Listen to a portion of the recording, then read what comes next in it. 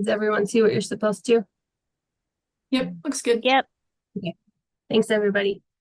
Um, so Megan and I are going to present today on the yellow-billed cuckoo and what's going on with it under the Endangered Species Act. Our first slide is one you've probably seen multiple times already, but it's just a quick timeline for the listing and recovery actions for the cuckoo. The high points here are the Western DPS. The cuckoo was listed as threatened in 2014. We published final critical habitat in 2021. And currently the species status assessment is ongoing. And once the SSA is finished in the upcoming year, we'll start working on the 5-year status review and the recovery plan. The new thing that's been added in the last few weeks is the 5-year status review that's upcoming. So if you have anything you want to send in to us to inform the status review, please do. And so here's another quick slide, just to remind you what a species status assessment, or SSA is what we're calling it, is. The SSA framework was developed as the first step in recovery planning process. It's used to inform all ESA decisions using repeatable and rigorous scientific risk assessment. We start by identifying factors of that a species needs to carry out their life cycle and the population level demographics that determine resiliency, redundancy, and representation of the species. This includes the number and distribution of populations, as well as the adaptive capacity of the species in the face of novel changes to the environment. The second phase, we define the current condition to understand how threats or conservation efforts have affected habitat or population demographics. This is where we've gotten to so far in the SSA. Finally, what we're currently working on in the SSA is the future conditions analysis to project future threats and species responses under different scenarios. These scenarios may include changes in climate, including drought and changes in precipitation timing, as well as human development. The first 2 steps in the SSA help inform our understanding of the species responses to those conditions in the future. So some of the challenges we've encountered through the SSA and recovery process so far, and in general, the challenges most of us actually encounter when we're researching cuckoos, is their large range and their unique life history, including the variety of habitat that they use and their large home ranges. There's limited information that exists on the threats and habitat use on the wintering grounds, on the breeding grounds in Mexico, and during migration. Population estimates and demographic data range wide or limited. With the future climate change and stream flow projections, these same challenges exist. We're currently looking through projections range wide to determine which data sets seem to best address the threats to the species and portray how we expect the species to respond to conditions into the future. When we started the SSA process, one of our first steps was to develop a conceptual model. This allowed us to go through a brainstorming process where we outline the species needs and any threats to those resources. In the case of the cuckoo, many of the known threats are associated with its habitat and food resources. We group the sources of each factor that influence cuckoos and their habitat into human activities, climate change, and natural disturbance.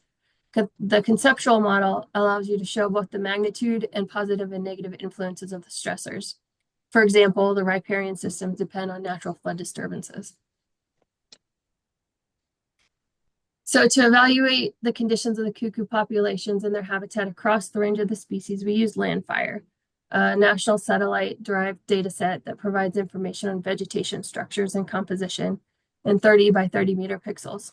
We first reviewed the classifications to determine which provided suitable habitat and then developed metrics that we could extract from this data set by focusing on the habitat needs, which included minimum patch size, canopy cover, that provides for thermoregulation, cover from predators, and food resources. We also thought about the threats to the species, primarily habitat fragmentation and habitat loss. And although there are other factors that determine the quality of habitat, such as dense understory and prey availability, we weren't able to measure those at the scale of the species range. The maps to the right show how we group vegetation classes. Different shades of green show trees, shrubs, and herbaceous cover, and also mapped out agriculture, developed areas, and open water. Using the list of the habitat needs and what we could extract from Landfire, we developed 4 metrics to rank each unit by high, medium, and low condition. We define the conditions of each of our population units using the amount of native riparian woodland area, larger than the minimum patch size that a cuckoo would use for nesting, the percent canopy cover, that again provides the microclimate for thermoregulation and cover from predators, habitat connectivity, and then the land use in the surrounding landscape, which could determine the amount of pesticides if there's agriculture. We also estimated the average territory densities in each unit using available survey data. The current condition metrics will be used to rank the habitat units based on habitat metric scores alone. The available survey data could not be used to help estimate the territories because of the lack of data in so many places. But we will discuss the territory density and compare it within the SSA. On the map here, blue areas are areas in which we do not have survey data. So if any of you out there have survey data within any of those areas, please check back in with us to make sure we're able to include your survey data in the SSA.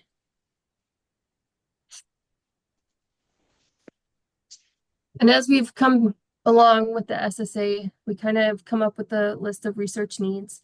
As anyone who has worked with cuckoos knows, they're a tricky bird to study, and there's a lot of basic information gaps.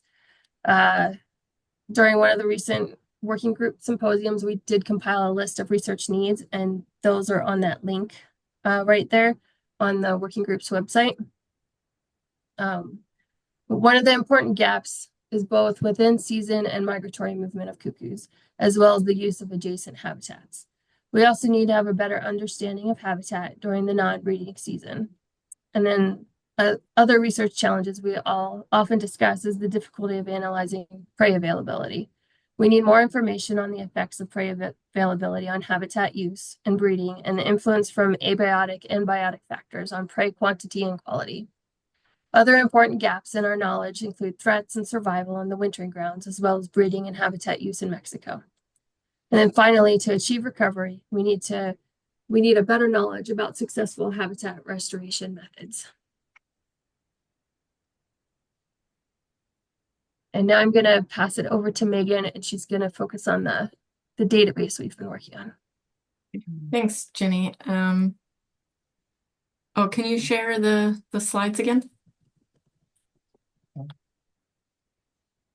Not showing? No. Seeing them. We're seeing database development. Are you seeing that, Megan? No, for some reason I'm not. Do you want to share from your computer? If everyone else sees it, that's good. I'll just tell you when to change the slides. Okay. So yeah, I just wanted to give an update on another big project we've been working on over the last couple of years, and that's to design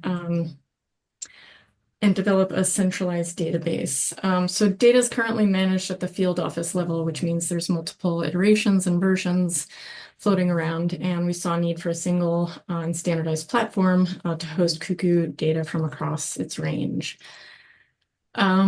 So this will hopefully streamline data entry and reporting for permittees that are conducting the surveys, as well as provide a more efficient QA/QC process. So we'll have some semi-automated processes that go with that to catch errors and data entry that will going to make our process in the back end more efficient. We'll also provide ease of access to our data for research needs and status updates. So it's currently hosted in an AGOL, which is ArcGIS Online platform, and works with field maps. So we will also have some built-in methods of entering data online using forms for folks that don't have, kind of remote tablet sources available. So we had a few folks test it in the field for us this past summer and provided a bunch of feedback for improvements, and we'll be working on updating those within the next month. And then we're also in the process of developing dashboards, which will provide some easy to use drop-down style summary and reporting features. And I'll show you a little bit of what that looks like. And we can also implement views for data privacy if that's a concern as well. Okay, the next slide. So again, we like conceptual models apparently. So we basically had that as our first step, just basically grouping data into fields all the data fields into tables, and then depicting the relationships among those different types of data that we wanted to store. This is just a quick summary. You have a survey area or survey site that's outlined. You visit that survey site a few times during the year over multiple years. Then you do an end of season survey summary. And then it also, logs your survey points every time you hit the called playback button and record a GPS location, as well as bird detections. And we've also incorporated things like nests and nest visits, captures and habitat data. So it pretty much encapsulates most of the data that we collect about cuckoos. Next slide. So ArcGIS Online provides a relational database structure, meaning that the data describes the survey site location that is entered only once, but can have multiple tables for each visit to the single site for 4 replicate surveys that are linked back to that survey site. So the figure here just illustrates the basic conceptual design. It's a bit more detail and shows you how the data is organized. So again, kind of captures all the survey data that we do, as well as some nest visits and captures and things like that. Next slide. So this should show just a basic depiction of data collection and field maps for folks that haven't used it before or not familiar with how it works. I think it's pretty intuitive and easy to use. It collects data in real time. This is just a quick depiction outlining that. So you'll open your field maps and you'll see the link to the yellow-billed cuckoo field map. You can start outlining your field site area that you're going to survey just by adding a point and drawing a polygon around that. You can also change your base map so you can see the aerial photos and where the vegetation occurs, and you can edit that once you get back to your field station as well. Next slide. And then, once you are at your survey site, there's a blue plus sign that allows you to add survey visits. Again, that's just the date and the conditions on the day you were visiting to conduct the survey. Each survey point, bird detections, nests, or captures can all be added this way. And that location data from your survey site will pre-fill for you. Most of the fields all have drop-down menus, so it kind of eliminates some of the data entry errors, eliminates a lot of typing in the fields. You can just drop down and pick your choice from the form. And then once you hit submit and sync that data when you get home, it should eliminate the need for some of those lengthy and complex data summary forms. So hopefully that provides a convenience for you all that are out conducting those surveys. So once that data is uploaded into the database, AGOL provides a few different ways to view and explore that data. This is some of what the existing data looks like in their map viewer. So that green background is the survey site. Those little red flags are all of the surveyed points. Those little circular logos with the bird in them are the bird detections. And then, at the end of the season, you do the same thing you would do on a survey form and creating your own maps, but you can just do it in this database and circle and outline your breeding territories, your possible territories. And in the map viewer, you can just turn layers on and off, change your base maps, other simple options, and you can see the data in the attribute tables as well. Next slide. So this should show you kind of a mock-up of what the dashboards can do. So you can all see that. We're still working on developing these, but you can essentially filter using any of the fields in the database. So this dashboard just filters by state, year, and site name to provide the total number of detections. And you can produce a map or export these reports in Excel. So if there's certain summaries you often use in your work, we are taking requests for those. And so next slide. So for implementation, next steps, we're hoping that folks will start using this coming summer, 2025. So if you would like to get signed up, just send me your AGOL username if you have one, and we'll start distributing user manuals and host some trainings for folks that want to use it this spring.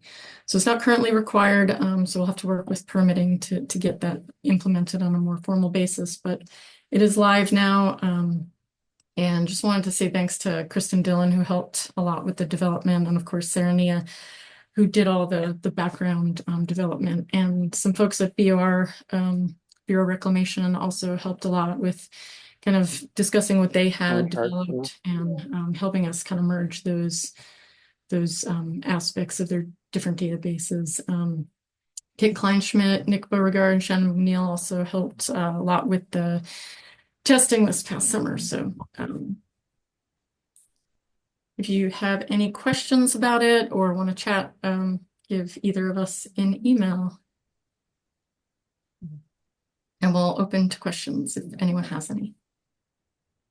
Yeah, I have a question. I think you said this, but I just want to confirm it auto delineates the territories. So I saw the bubbles pop up. No, it won't auto delineate those. Those do have to you do have to draw those out in the field, but you draw them the same way you draw the survey site. Okay, because usually I just generated an ArcGIS Pro once I had my data like at the end of the season. I never drew it in while I was out in the field. No, you would draw them probably back at home when you're doing your data summary. Pretty much the same way. If you're already using HUL online, you could probably do it the same way. And it might be, I think some folks have used like a centroid with like a kind of a radius for that circle too, so that it's something that's easy to do. Yeah, that's what I did. That's what I was wondering. And then so once you enter your data, you can export it, right? Like your own data. Yes, you should be able to. Okay. Yeah, because we have to use it for reporting. So thank you. Megan, if they were to delineate those territories in ArcPro, could they import it back into our database? Like if they were still to create, draw their territories the way they did in the past, could they import it? I believe so. If it's a shape file, it should be able to be linked with that.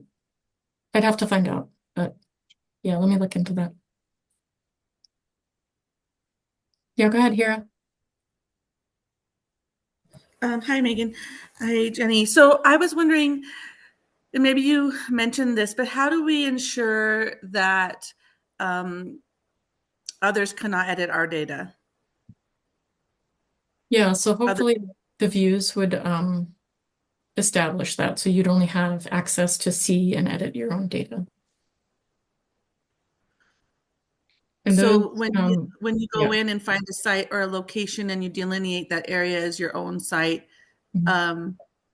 someone else would not be able to go in there and move points around accidentally.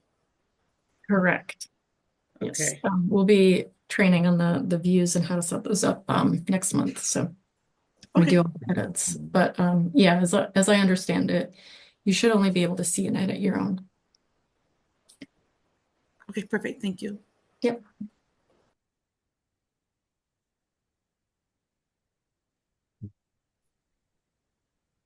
Yeah. Go ahead. And I see another hand up for R. Zimmer. Yeah. Hey, this is Rebecca Zimmer. I just had a quick question. I was wondering if there's any update on the one range map for Cuckoo. Yes, we have it almost done and it's drafted. We're just waiting on we need to approve it.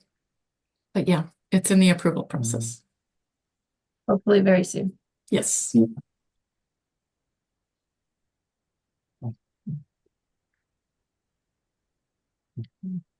Sorry, I have one more question. Sure. Thanks for making this is so great.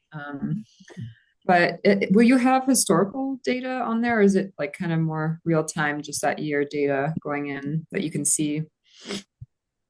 Yeah, currently we have imported, so Bureau of Reclamation has two large data sets, one from the Middle Rio Grande and one from the Colorado River. So we've been able to import both of those data sets. I'm still working on Arizona's data to get it into the format it needs to be in. We'll hopefully have that imported as well. Okay. If Thank folks you. have other data that we can kind of reformat, we'd love to have that in there as well.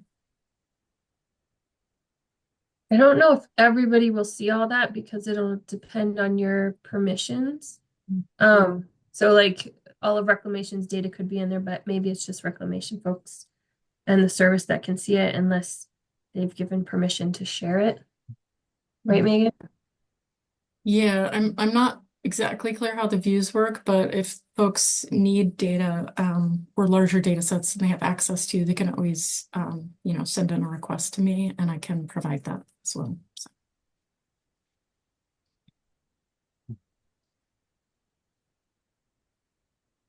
Thanks, everybody.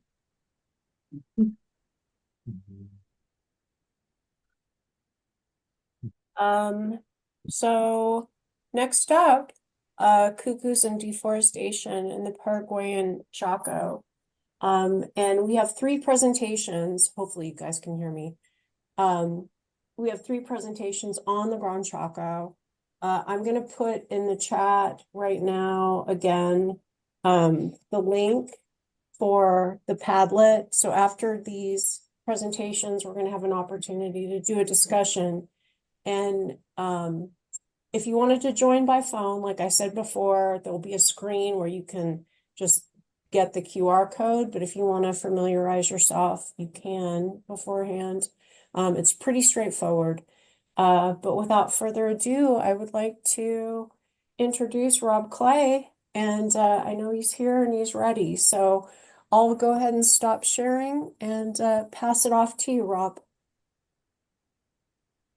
Thanks, Cathy. Can I just check that people can hear me and that you can see my screen?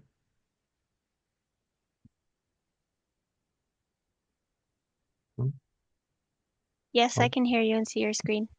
wonderful. Thank you. I was getting a little worried then with the silence. So anyway, thank you everyone for this opportunity. I wish I was sharing really positive news, but this is the take home message. Unfortunately, the future for the Paraguayan Chaco is not looking great, and that's going to have some serious implications for yellow-billed cuckoo and for many other species as well.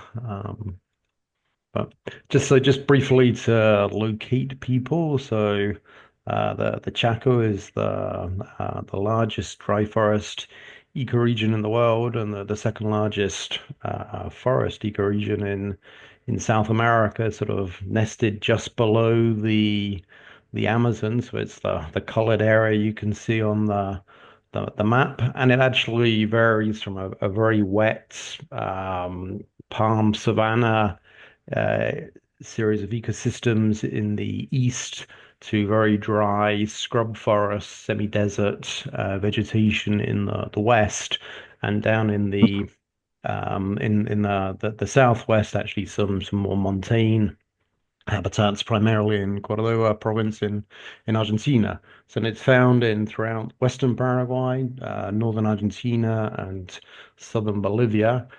Um, just focused on Paraguay. The Chaco is essentially very dry and very hot, and with temperature gradients running from east to west, and rainfall gradients from east and west as well. So as you go further west, it gets essentially drier and hotter. It has a wonderful, unique avifauna. I won't run through them, but lots of wonderful birds, which are joined every year by yellow-billed cuckoos. It also has a unique mammal, and also, perhaps surprisingly, for a very dry ecoregion, a whole series of endemic amphibian species as well. If you like armadillos, the Chaco is the sort of global hotspot for armadillos, including the little guy top left, which is a pink fairy armadillo, which is essentially the armadillo equivalent of a mole. Um, for a long time, we've known that yellow-billed cuckoos occur in the Chaco, and primarily during the austral summer. So we're just coming into the summer here now. But there was really no appreciation of just how important the Chaco is until very recently.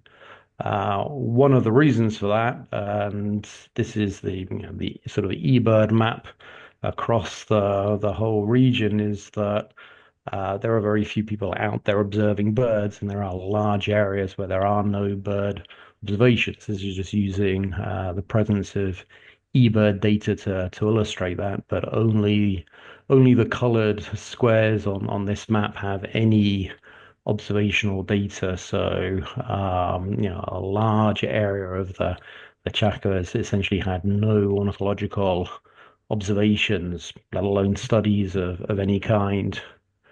Um, the first sort of, this is a little personal anecdote, the first indication for me that the Chaco was incredibly important for yellow-billed cuckoos was about 25 years ago now, and coming back from the Pantanal and literally seeing flocks and flocks of yellow-billed cuckoos flying across the road ahead of the truck. I mean, literally hundreds of cuckoos, tens of birds at a time. I couldn't find any photos of that. So these are Wida cuckoos, a local cuckoo species, which is a communal breeder, so tends to hang out in flocks. But that completely sort of threw my personal uh, con conceptualization of yellow-billed cuckoos and how they behave. Um, Going to the eBird model, I'm sure many of you are familiar with this. Yeah, it immediately starts to show how important the Chaco is for wintering yellow-billed cuckoos. So essentially, all of that blue area in central southern South America, most of that is corresponds to the Chaco.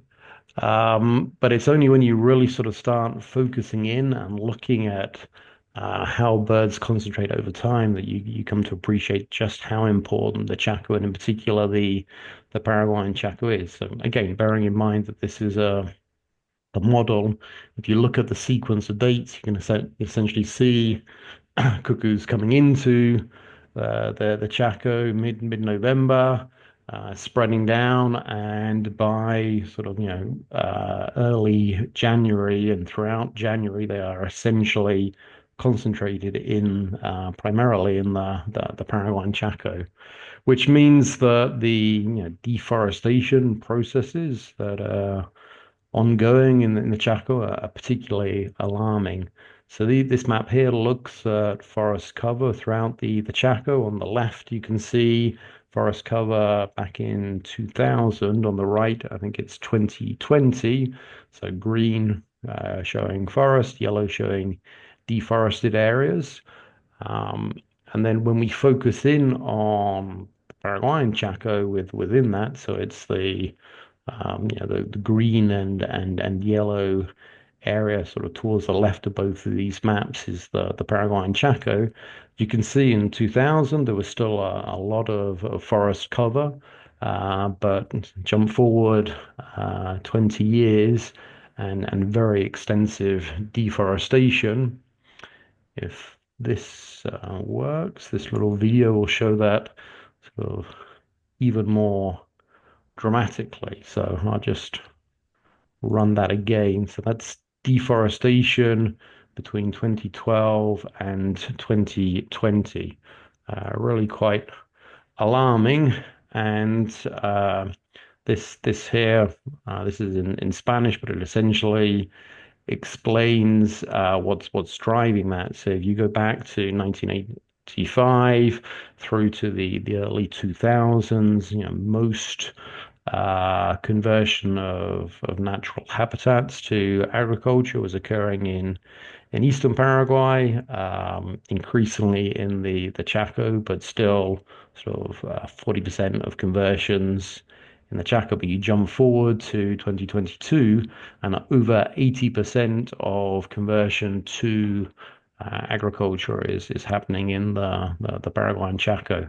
And we are not expecting that these sort of high rates of conversion, which have really just been happening over the past 10, 15 years, to change in the short term. I mean, essentially the Chaco is being cleared until there is, nothing left to clear. That's what the projections are. And there are very few studies as to what the impacts are on bird communities as a result of that. This is actually taken from a paper which came out just the other day, and a very first look at the corridors, which are really windbreaks that have to be left by law. So by law, there's a certain percentage which has to remain forested on any single property, and for larger properties, that includes the need to include these windbreaks to help limit soil erosion. So this study was just looking at the importance of those or the changes in bird communities within those corridors, and it basically showed not only is the canopy cover important, but actually the understory cover is incredibly important for maintaining healthy bird communities, and that's something which really isn't particularly well preserved in these corridors. Neither the canopy cover nor the understory is actually that well conserved. So even where there are efforts to leave some forest on the landscape, it is significant. It would appear to be a significantly a lower quality in terms of at least some of the in terms of intact bird communities. There is some good news. There are a series of national parks, although they're very under-resourced, and there are also some private reserves, several which are owned and managed by Vida Paraguay. And this is a presentation actually together from myself and José Luis Cartes, the executive director of Vida Paraguay, and some of the studies that Gali will be telling us about yellow-billed cuckoo have been undertaken on these reserves. So, but these are very small areas in relation to the extent of deforestation, unfortunately. And when we throw in climate change and likely changes over the coming decades, the Chaco is essentially going to become even hotter and even drier. So trying to maintain forested areas and maintaining connectivity between them, whether they're national parks or whether they are private reserves, is really going to be critical and is really going to be the future, or the future of yellow-billed cuckoo is going to be dependent on that. So with that, that's a very brief overview of the situation facing yellow-billed cuckoos and all of the endemic biodiversity in the Chaco.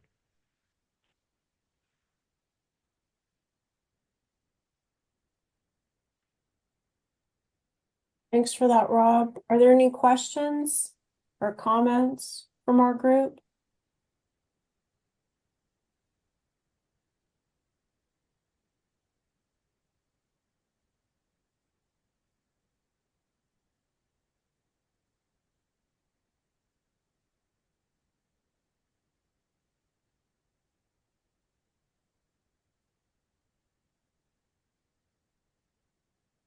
Jenny, you can go ahead.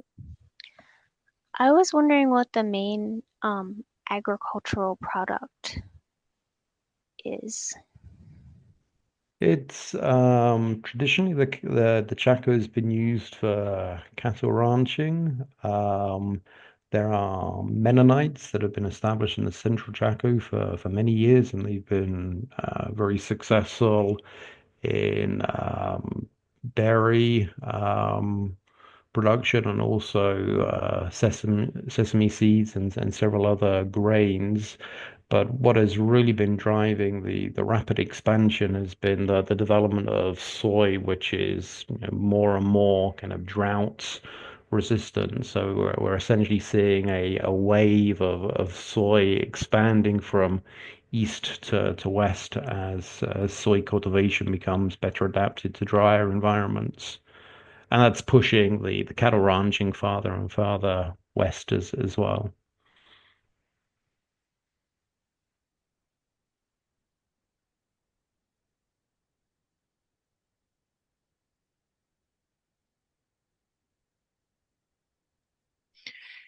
Hey Rob, great talk. It's Callie. Was hoping you could maybe give your kind of personal opinion about what you think the best strategy is for addressing the expansion of cattle and soy production in the Chaco.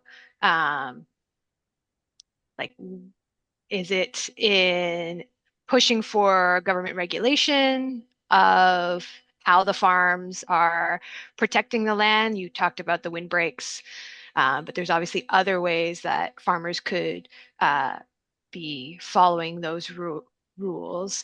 Or do you think it's really, land purchases by NGOs and to form parks or other things?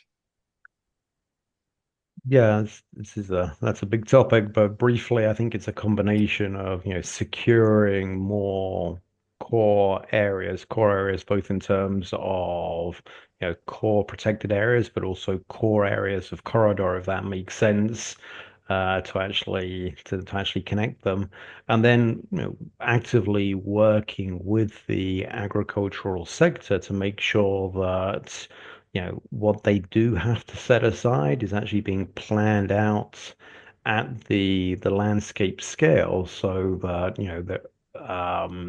the sort of the windbreak corridors and the forest reserves that are left are not actually left in isolation. You're not creating a landscape of forest islands, but actually, using the forest reserves to connect up the larger blocks of forest, which, hopefully will remain as protected areas.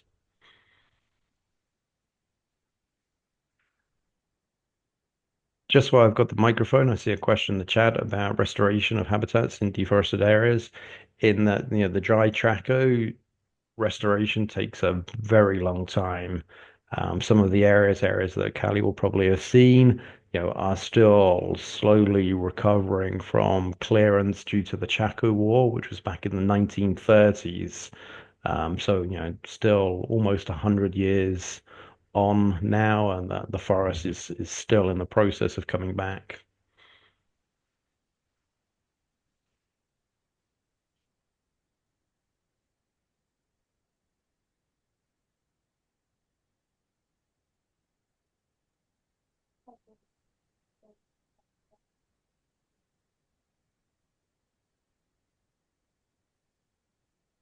If people want to contribute to help with deforestation, best ag practices from outside the locality, like us from the US, can they help somehow, donations, etc.? And we're going to get into this during our discussion, but in case you had any thoughts right now.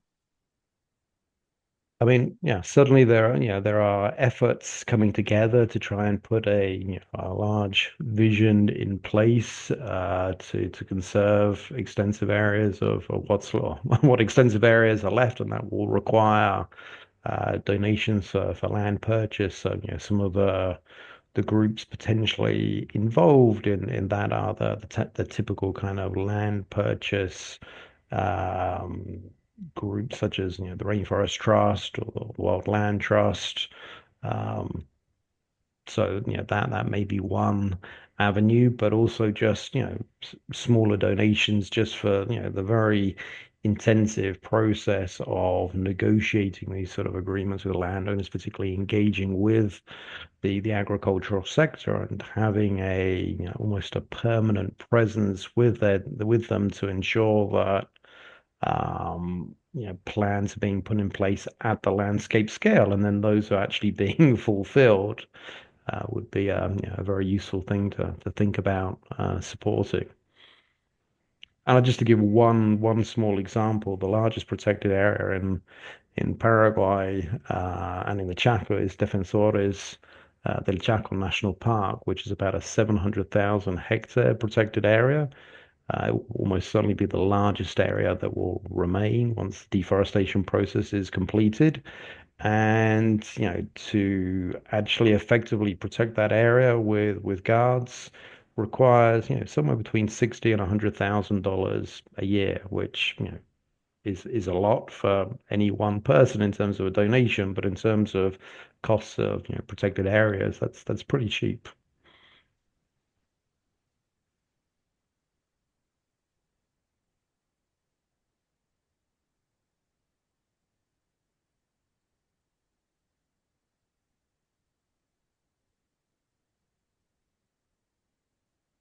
local Looks efforts like to educate the human population about the importance of protecting biodiversity in the Chaco? I assume not, is the question. Yeah, there is certainly a growing environmental movement, but it's certainly not mainstream. And Paraguay is a an agricultural country, and there's a long history of essentially exploitation of natural resources being seen as the way to progress. So it's very difficult to change that mentality, and unfortunately the education system is very poor here. But having said that, there is some hope through this growing sort of civil society based environmental movement that is becoming more and more effective at raising concern and challenging particular developments when they're proposed.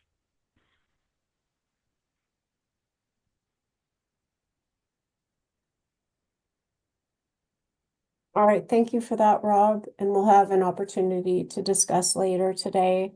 Now we're going to have to move on. Edwin, I think you're waiting in the wings, and I can pass the screen share off to you when you're ready. Okay, okay, great. Can you guys hear me? Okay. We can. Okay, You sound good. can you see my presentation now? Yes. Okay. Hello, everybody. My name is Edwin Jacobo, and I work in this project with Nidia Jaime.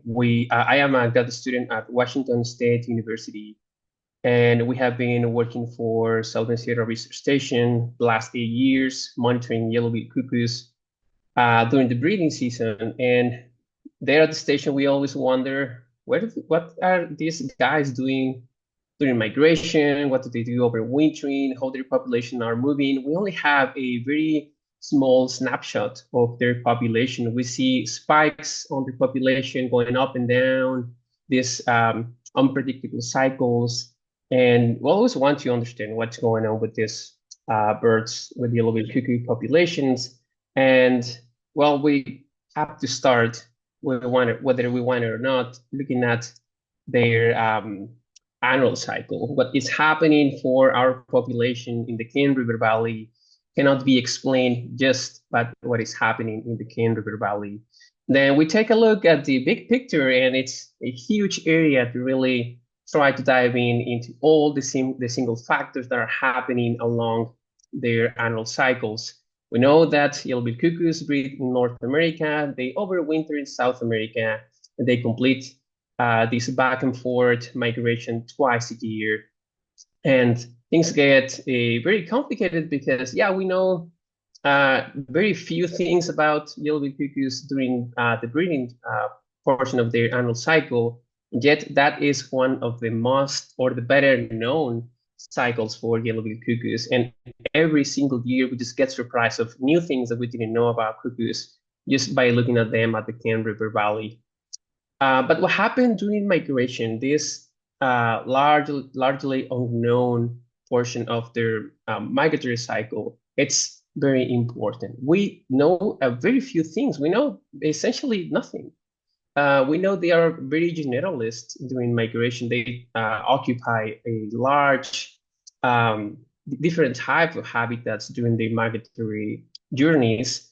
And that's essentially it. We don't know what they are eating. We don't know how well they are doing during migration, whether they are getting their energetical needs satisfied during migration, the type of predators that are hunting them, any other sources of mortality. We know essentially nothing about migration. This is starting to change. We are getting now tracking data. We know in a broad strokes their migratory paths. We know about timing, but this is still yet not enough for really get a good understanding of what is happening during migration. And this is critical because, as in the case for many other neotropical migrants, for yellow-billed cuckoos, migration is probably the riskiest life cycle stage. And this is because during migration, they have to navigate unfamiliar terrain. Some of these birds never have done this trip before, so they need to find their way. They've never been in Central America, in Mexico, in Colombia before, so they need to first find their route. Then they have to find energy, they have to find the food, they need to complete those migratory flights, they need to avoid predators, they need to avoid hurricanes. They need to avoid all these different factors that are putting pressure on their survival. So this ends up, but for other species, not yellow-billed cuckoos, we don't know this for sure, but for some migratory birds, migration mortalities account for up to 90% of annual mortalities. So despite this migration period being less than half of their annual cycle, it is accounting for up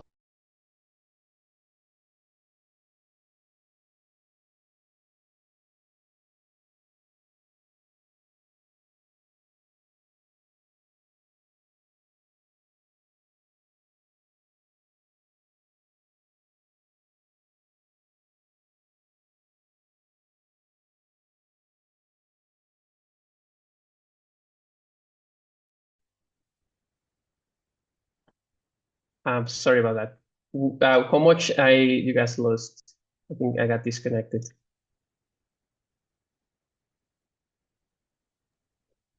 It wasn't for very long. Okay, let me just go one back. Yeah, sorry, my internet connection is really a little finicky. Okay, so migration accounts for up to 90% of annual mortalities in some species, and we can expect this to be also true for yellow-billed cuckoos.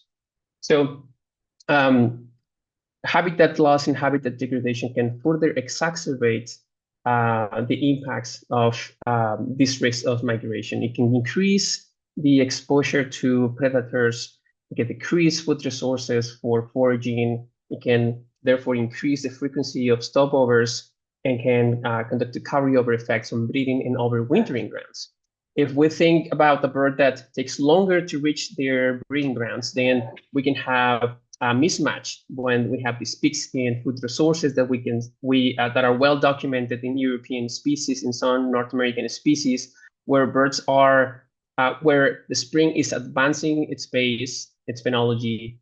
Birds are trying to catch up, but because they're having trouble migrating faster, they cannot reach some of these areas on the breeding grounds to breed on the peak of food resources. So this can have this carryover effect where whatever happens during migration can have impacts on survival or reproduction on the breeding grounds and overwintering. So with this in mind, we start thinking, well, we don't have a lot of individual data, but we do have some data on species presence. So we try to identify the geographic distribution of suitable habitats for yellow-billed cuckoos, not at the individual level, but at the species level along the migratory routes in Mexico and Central America, with the aim to identify potential threats to stopover habitats. So we can identify which are good stopover habitats for yellow-billed cuckoos that are being used, but also identify potential threats in those specific locations. So as I mentioned, we were interested in working in Mexico and Central America because we think that geography constrains the movement of yellow-billed cuckoos and also acts as a funnel, as a bottleneck that can have a more pronounced impact on yellow-billed cuckoos. Also, this area has been experiencing a rapid increase in human population, and therefore there's very accelerated habitat loss. So we decide to go and use species distribution modeling that essentially creates a ecological model of those areas that are being used by cuckoos, then creates a series of relationship between those variables and then project those into the geographic space, basically creates a map of where are suitable spots for these species. To build those models, we need yellow-billed cuckoo records. So we gather records from the GBIF, the Global Biodiversity Records, that essentially are study museum specimens that are georeferenced that we collect in Mexico and Central America. We didn't include EBER data because it's a little more difficult to deal with, but we use about 500 to 600 records of yellow-beak cuckoos. We have to pull those records together to have enough sample size and be able to get a decent model. And we include the following variables related to elevation, slope and aspect, but also land cover type and bioclimatic variables that we expect that may have an effect on where these yellow-beak cuckoos decide to stop.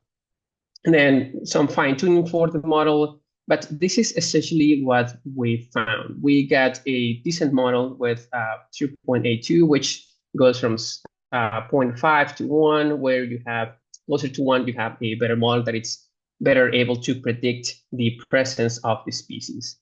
So here we identify some regions that we can call hotspots if we wish. So we found northern Mexico to be one of the sites that has a higher suitability for yellow-beak cuckoos during migration.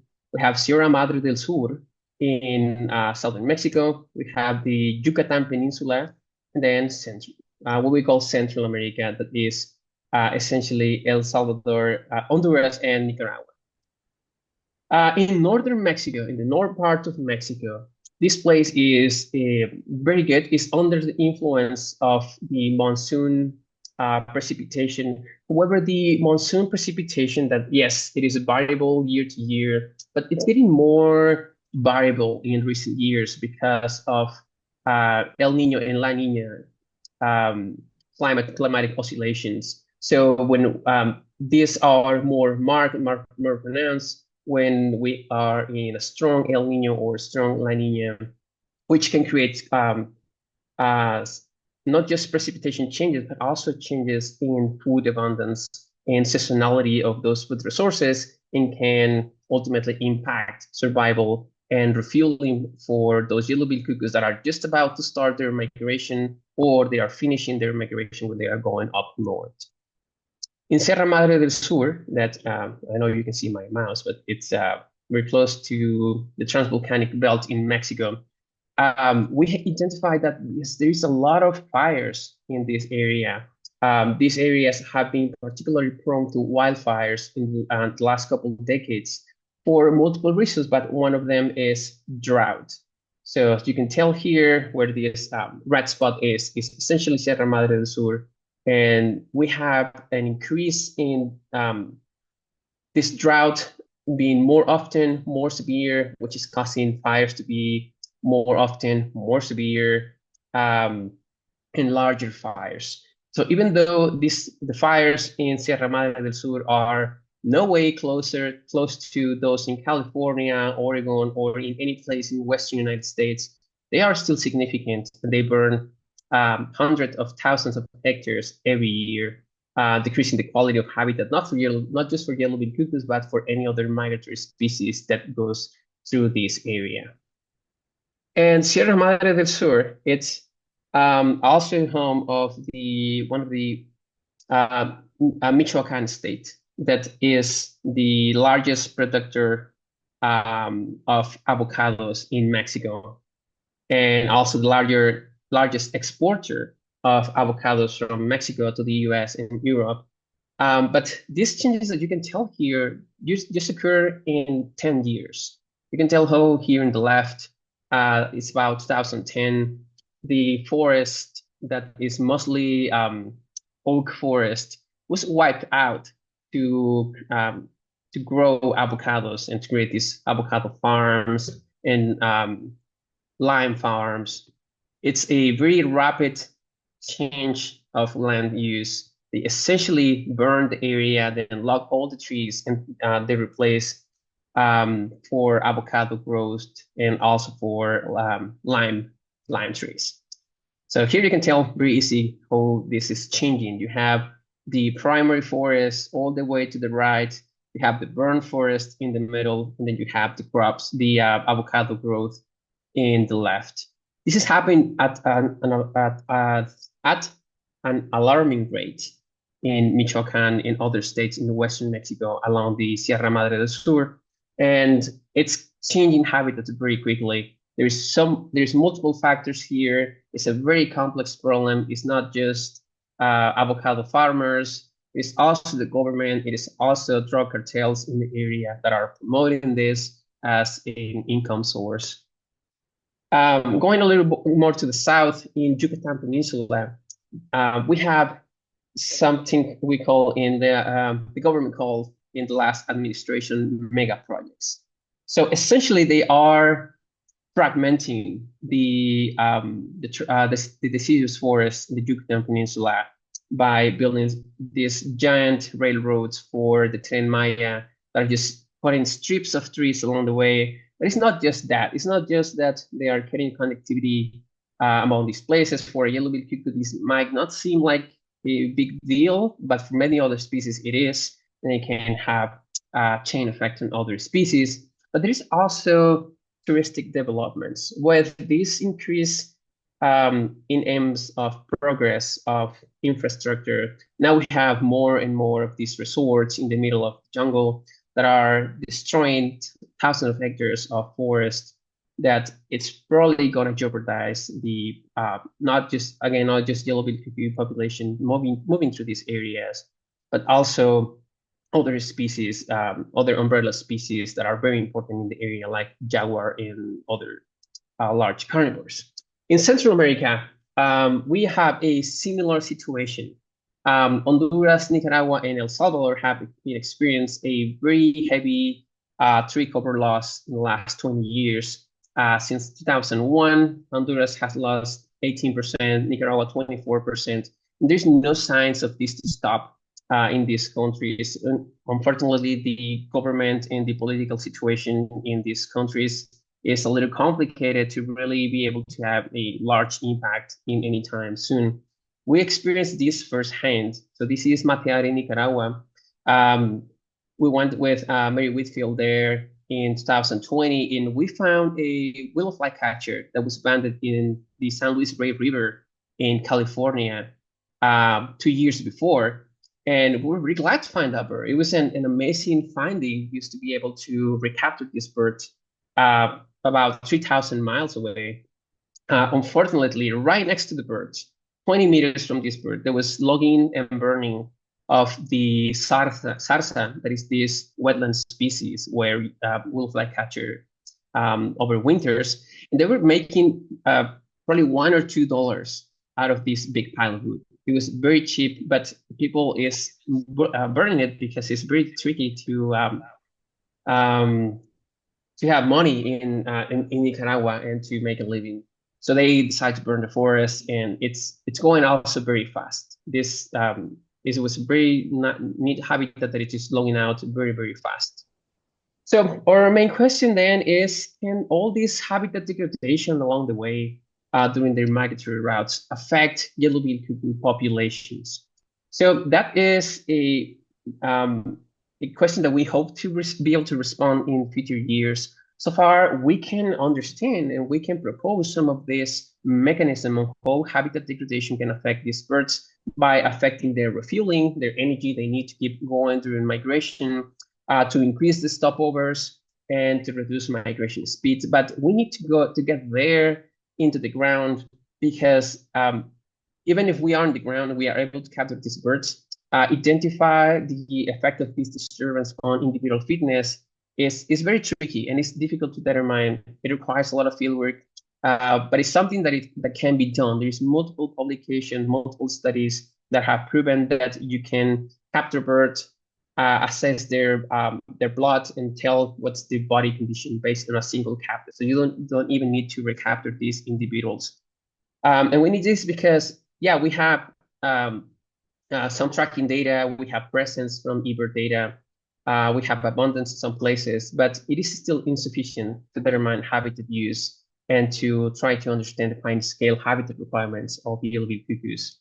So if we want to take this further, we need to start capturing birds along the way and start analyzing body condition, start analyzing also productivity in the breeding grounds, and also start analyzing survival in wintering grounds. So we need individual data to be able to take this further.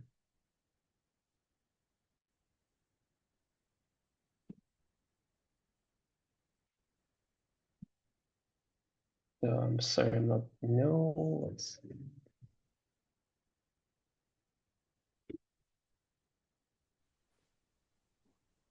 Oh, okay. I don't know why this stopped working with clicks. So I'm just.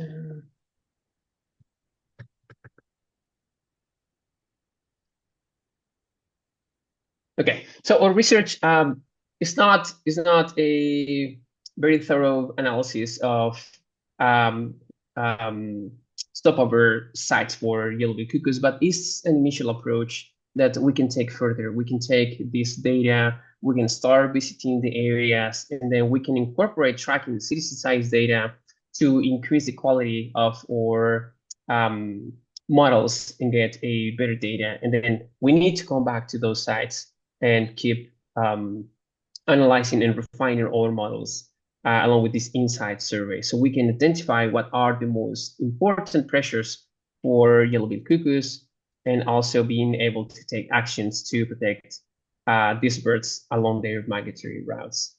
And I don't know what's going on with my computer and my internet today, but I hope you guys were able to hear all that.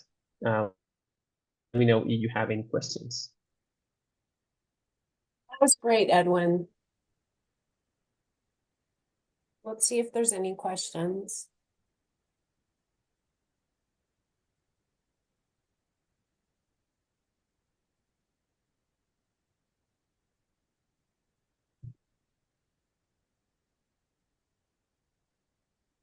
It looks like Callie has a question. Hey, Edwin. Nice talk. I love the graphic. The painting. I think I maybe asked you about this and I'm just forgetting, so I apologize if so. For the SDM, the Maxent model, did you combine spring and fall migration, or I guess did you differentiate between spring and fall migration? Yeah, so there was not enough records already geo-referenced in the data we were able to retrieve from the GBIF. So we essentially just combined spring and fall migration. Although we understand that they might be taking different routes and different population can take different routes. This that was the best we could do with the data was available. There is more data in the GBIF and also in eBird. But I think we already talked a little bit about this. We need to curate those records so we can be able to really just take the good quality records and then better geo-reference those with mid quality and withdraw all those records that don't have good quality.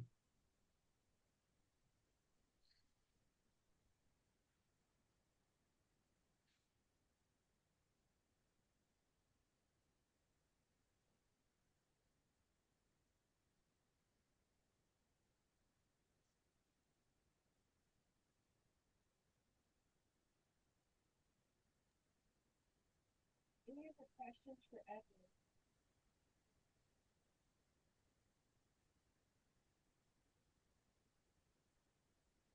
Check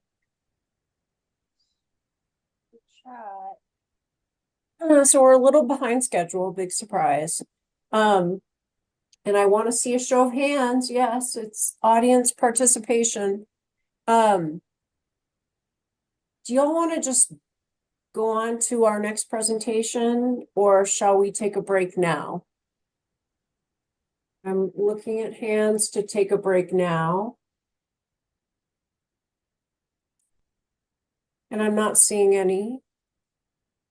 You guys have to act quickly or yeah, we're just going to continue to move on then. Because I know Callie is ready to go.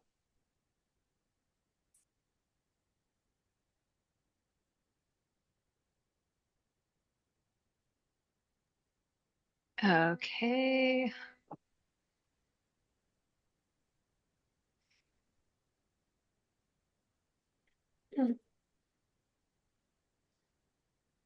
Are you guys seeing the presentation? We Yep. are. Awesome. Okay, well, Thanks so much for having me talk. I mean, some people have already heard this, so I apologize for any redundancies, but let's get started. So we know for cuckoos that they have been declining since overall across the range. Uh, this presentation is really going to focus on cuckoos across their breeding range, not just the westerns, just as a heads up. But if we look at spatial trends in population change, we see that there's a bit more of a complicated stories with some regions declining precipitously, so the regions in red, while other regions are actually stable or even increase, those ones that are in green. And so to really be able to understand the drivers of these different population trends across the range, we need to understand what factors are regulating the populations. And for a migratory bird or any bird, those factors regulating populations can occur at any stage of their annual cycle and can even interact across seasons. However, for many species of migratory birds, we still don't have basic information about their distribution across the annual cycle, which is a major limitation if we want to identify the pressures and threats impacting the species. Furthermore, different populations may be exposed to different threats, and the impacts of those threats can differ depending on how populations are connected across the annual cycle. And so migratory connectivity is really what describes, is a term that describes these connections between populations. And it can be influenced by both spatial components, so are populations using the same sites, and also temporal components. So are populations using the same sites at the same time? And so here I'm showing an example of strong migratory connectivity, whereby there's two breeding populations and they are remaining separate between their breeding and wintering grounds. So they have separate breeding and wintering grounds. Here I'm showing what's most often observed, or has been most often observed so far, which is moderate connectivity, where there is some separation between populations. So, you know, there's separation in these two sites, but there's also some overlap between the breeding and wintering sites for these two populations. Equally important is considering other parts of the annual cycle. So at stopover and staging areas, how are populations connected? And this can have really important consequences for populations. For example, in the case of strong connectivity, if individuals are impacted by, say, deforestation in just this green region where the green population is, only that green breeding population is going to get affected, obviously. Whereas in the case of moderate connectivity, you know, if deforestation is impacting this region, both the purple and the green breeding populations are going to be impacted. And so today I'm going to be sharing with you some of the work I've been doing to explore these kind of spatiotemporal patterns of distribution for yellow-billed cuckoos using satellite transmitters.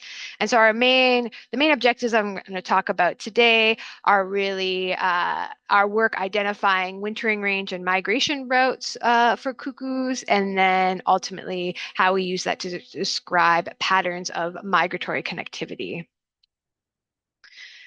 And so in the West, yellow-billed cuckoos have been tracked with both light-level geolocators and GPS tags. So here I'm showing some data from Southern Sierra Research Station from work they did deploying GPS trackers in the lower Colorado River, suggesting that birds from the Western DPS are likely wintering in the southwestern portion of the wintering range, which corresponds to the Gran Chaco area.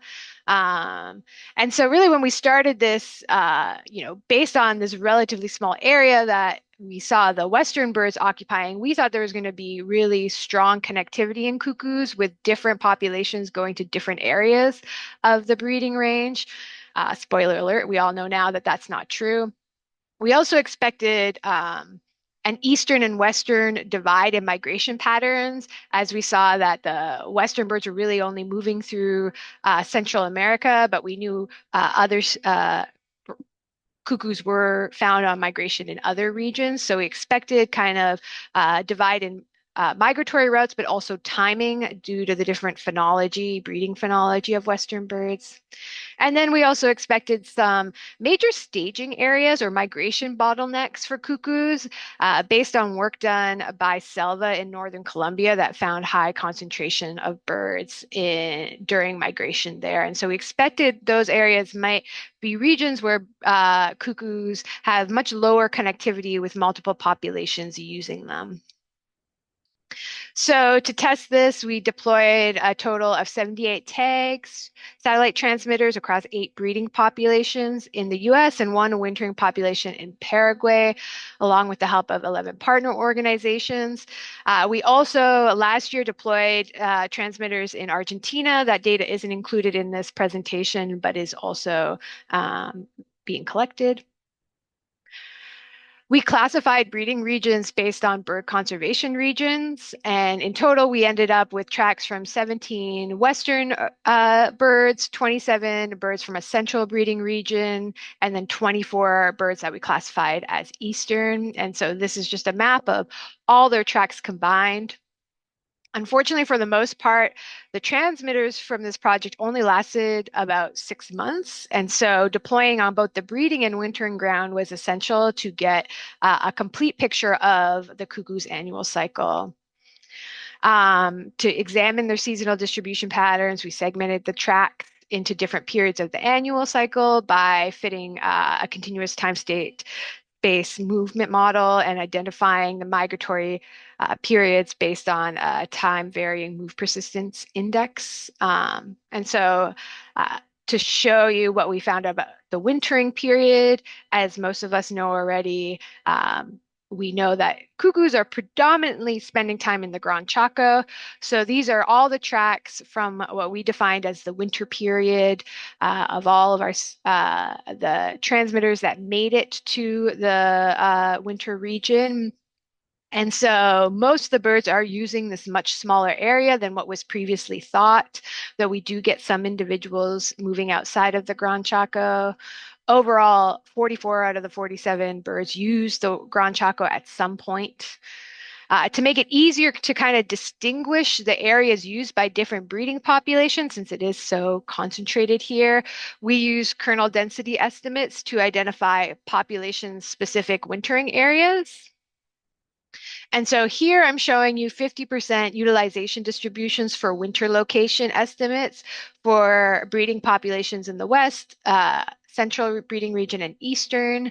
And these results really suggest that the Eastern and central breeding regions are really are overlapping almost completely and using this area of the Gran Chaco in Paraguay, northern Paraguay, and southern Bolivia. Whereas the Western birds are shifted a little more south and using areas more of Argentina and some parts of both Bolivia and Paraguay. And so we are seeing a bit of separation between the areas that the Western birds are using and the areas that the rest of the populations are using. And like Rob already told us, the Gran Chaco is highly threatened, and we really don't know very much information about cuckoos in the region.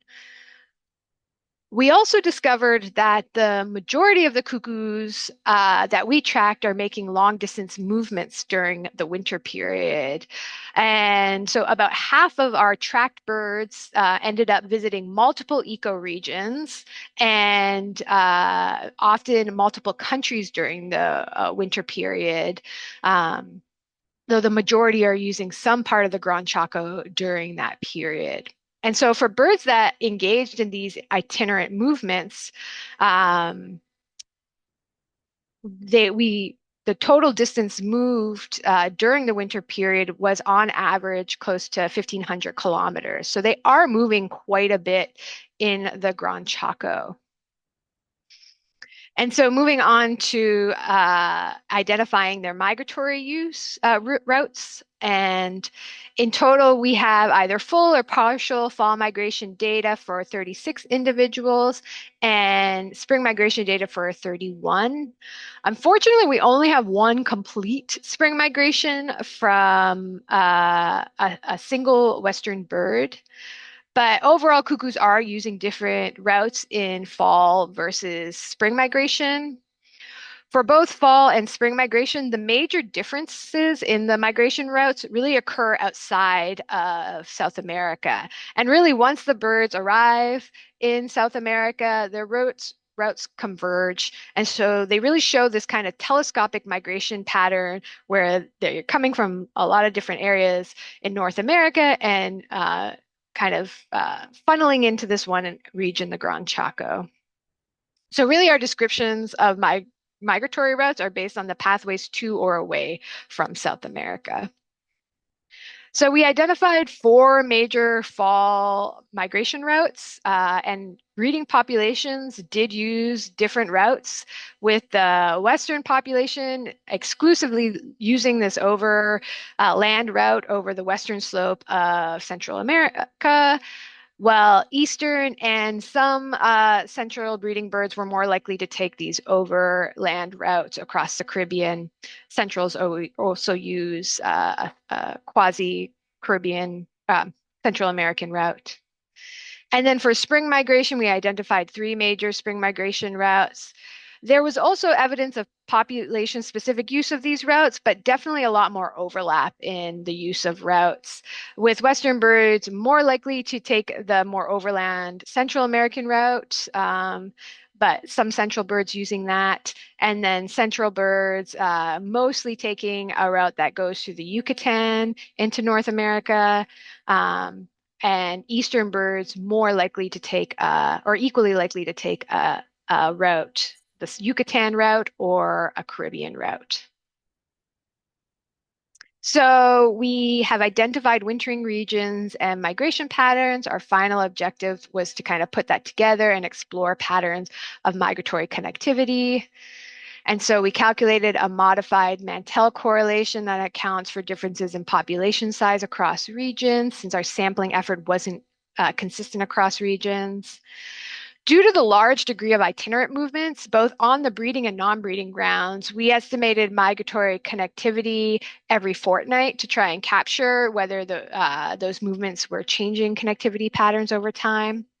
And so for each fortnight, we used the longest area that a bird spent uh, as their location. And so this graph just shows, the date on the x-axis and then the correlation, Mantell correlation, with 1 being very strong connectivity and 0 being a very weak connectivity. So high population mixing and low population mixing. And the colors really just represent different seasons. And so we really do find variable connectivity across the year. In the late breeding season, we see very strong connectivity with birds segregated into their different breeding areas. But during fall migration, we start seeing this really steep decline in migratory connectivity. In the early phases of migration, we see stronger connectivity that declines over time. And so in this map, all the data points are laid out. So the shapes represent the different breeding regions. So triangles are Western and circles and squares are Eastern. The colors just represent the fortnights that are displayed on this graph. And so you really see at the beginning, birds are still kind of separated. And as migration starts, they're using these population-specific migration routes. But as soon as birds arrive in South America with the darker orange colors, you see that migratory connectivity just becomes low. And so populations are mixing in location. And this continues throughout the winter period, with birds just mixing extensively in the Gran Chaco region. And then in spring migration. In spring migration, we kind of expected migratory connectivity to increase a bit as birds were using population-specific migration routes, but we don't really see that pattern, and that's really due to the variability in phenology. So within the different regions, birds had very different migration phenologies. So you still see very low migratory connectivity throughout the spring. So across the non-breeding season, birds are really mixing heavily across different populations. I do want to point out that we do have quite high error bars, and that's really due to the sample size and the high mixing. So what do these patterns of connectivity mean for understanding population trends in cuckoos? Well, we observed very low connectivity and a restricted range in the Gran Chaco. So we would expect that the high rates of deforestation that we see in the Gran Chaco would impact cuckoo populations kind of globally. But we know from, BBS data that there are different population trends across the range. So this suggests direct impacts of habitat loss on the in the Gran Chaco are not responsible for these differences in trends across populations. However, they could still be influencing populations through seasonal interactions. Instead, direct impacts for population-specific staging areas or breeding grounds could be really important, driving these differences in population trends. And so the next step is really developing a range-wide retrospective population model to try and tease apart when and where limiting factors are impacting these trends. And that is all for me. Happy to take questions if there's time. Of course, there's no time, but Callie, take questions and then we'll take a break.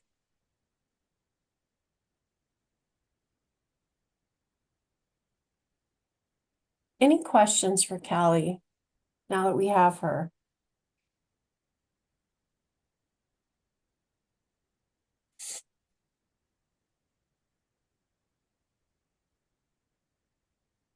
I'm looking. I'm not seeing, and we actually are behind schedule. So we're going to take our 5-minute break, and you'll have opportunities to talk to Callie when we come back too. Let's see. I'm going to go ahead and share this. Take 5. If you're not on our Gran Chaco discussion, go ahead and get there. I just shared the screen. So y'all should be able to see what you're looking for. Can y'all see that?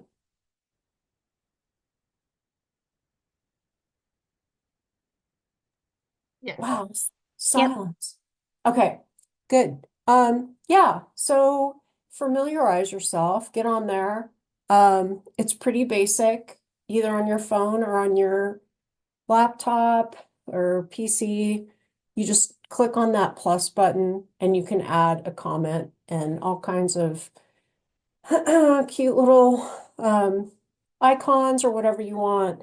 But anyway, I appreciate everyone being here, and I think I just wanted to remind you that's where our birds are now. Our birds aren't here in the US, and they spend most of their time south of our borders, and we kind of need to pay more attention to that. So anyway, I appreciate your brain power towards this, and I'll go ahead and start our 5-minute break.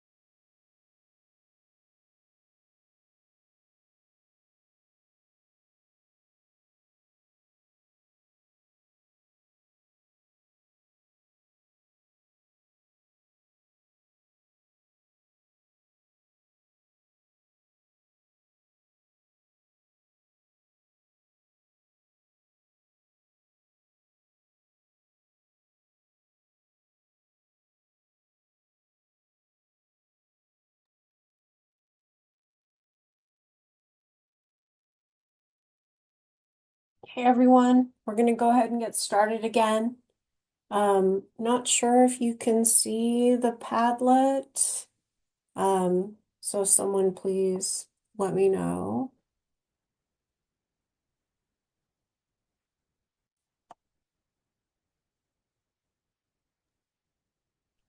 Yep, we can see it. Okay, awesome. And then I'm inviting Rob and Callie to go ahead and lead the discussion on this. And Edwin, Oh, and Edwin.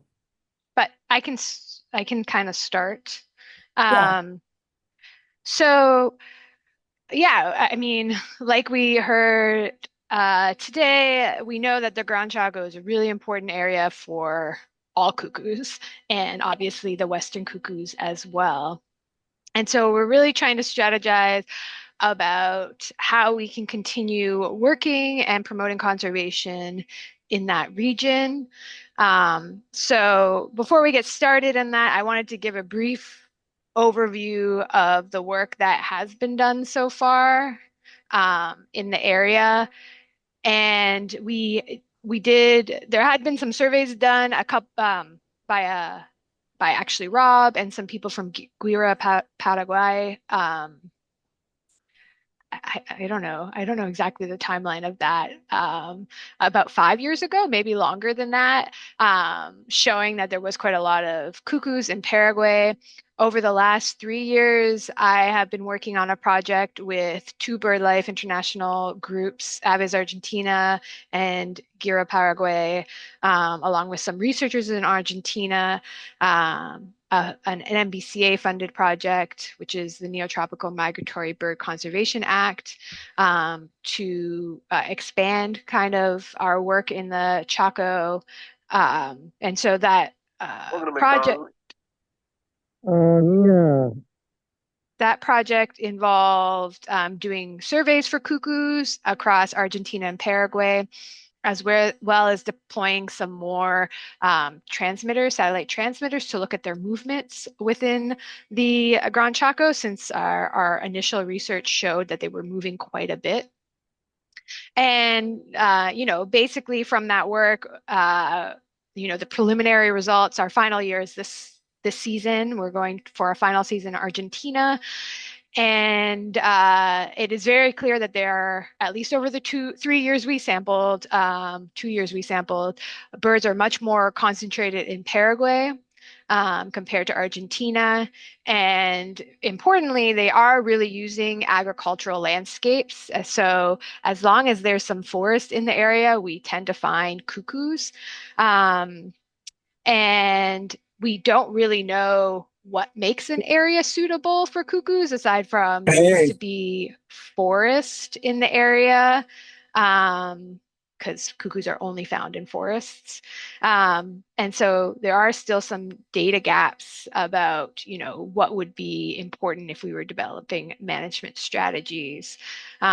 We do still have some tracking data that could be analyzed to maybe look at that, but that would be kind of larger scale, like the configuration of forests. That would be important and wouldn't really let us get at the like microhabitat, what's important at a microhabitat scale, which I think, I can't remember who asked the question about that, but that's one, like an aspect that we don't really know what's important to cuckoos at those microhabitat scales. And in particular, how their diet is influencing their presence in the Chaco.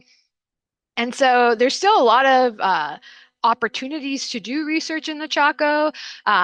In Paraguay, Rob mentioned Defensores del Chaco, which is this huge national park.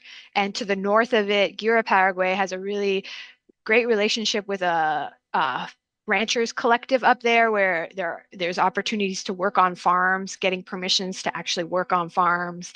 And so we now kind of have an idea of, in Paraguay and Argentina, what kind of projects are kind of possible to do. But at this time, we're really limited on, funding for the projects and finding partners both locally and also in North America that are interested in working on projects in the Gran Chaco. And so today we were hoping to talk about potential projects that we could do.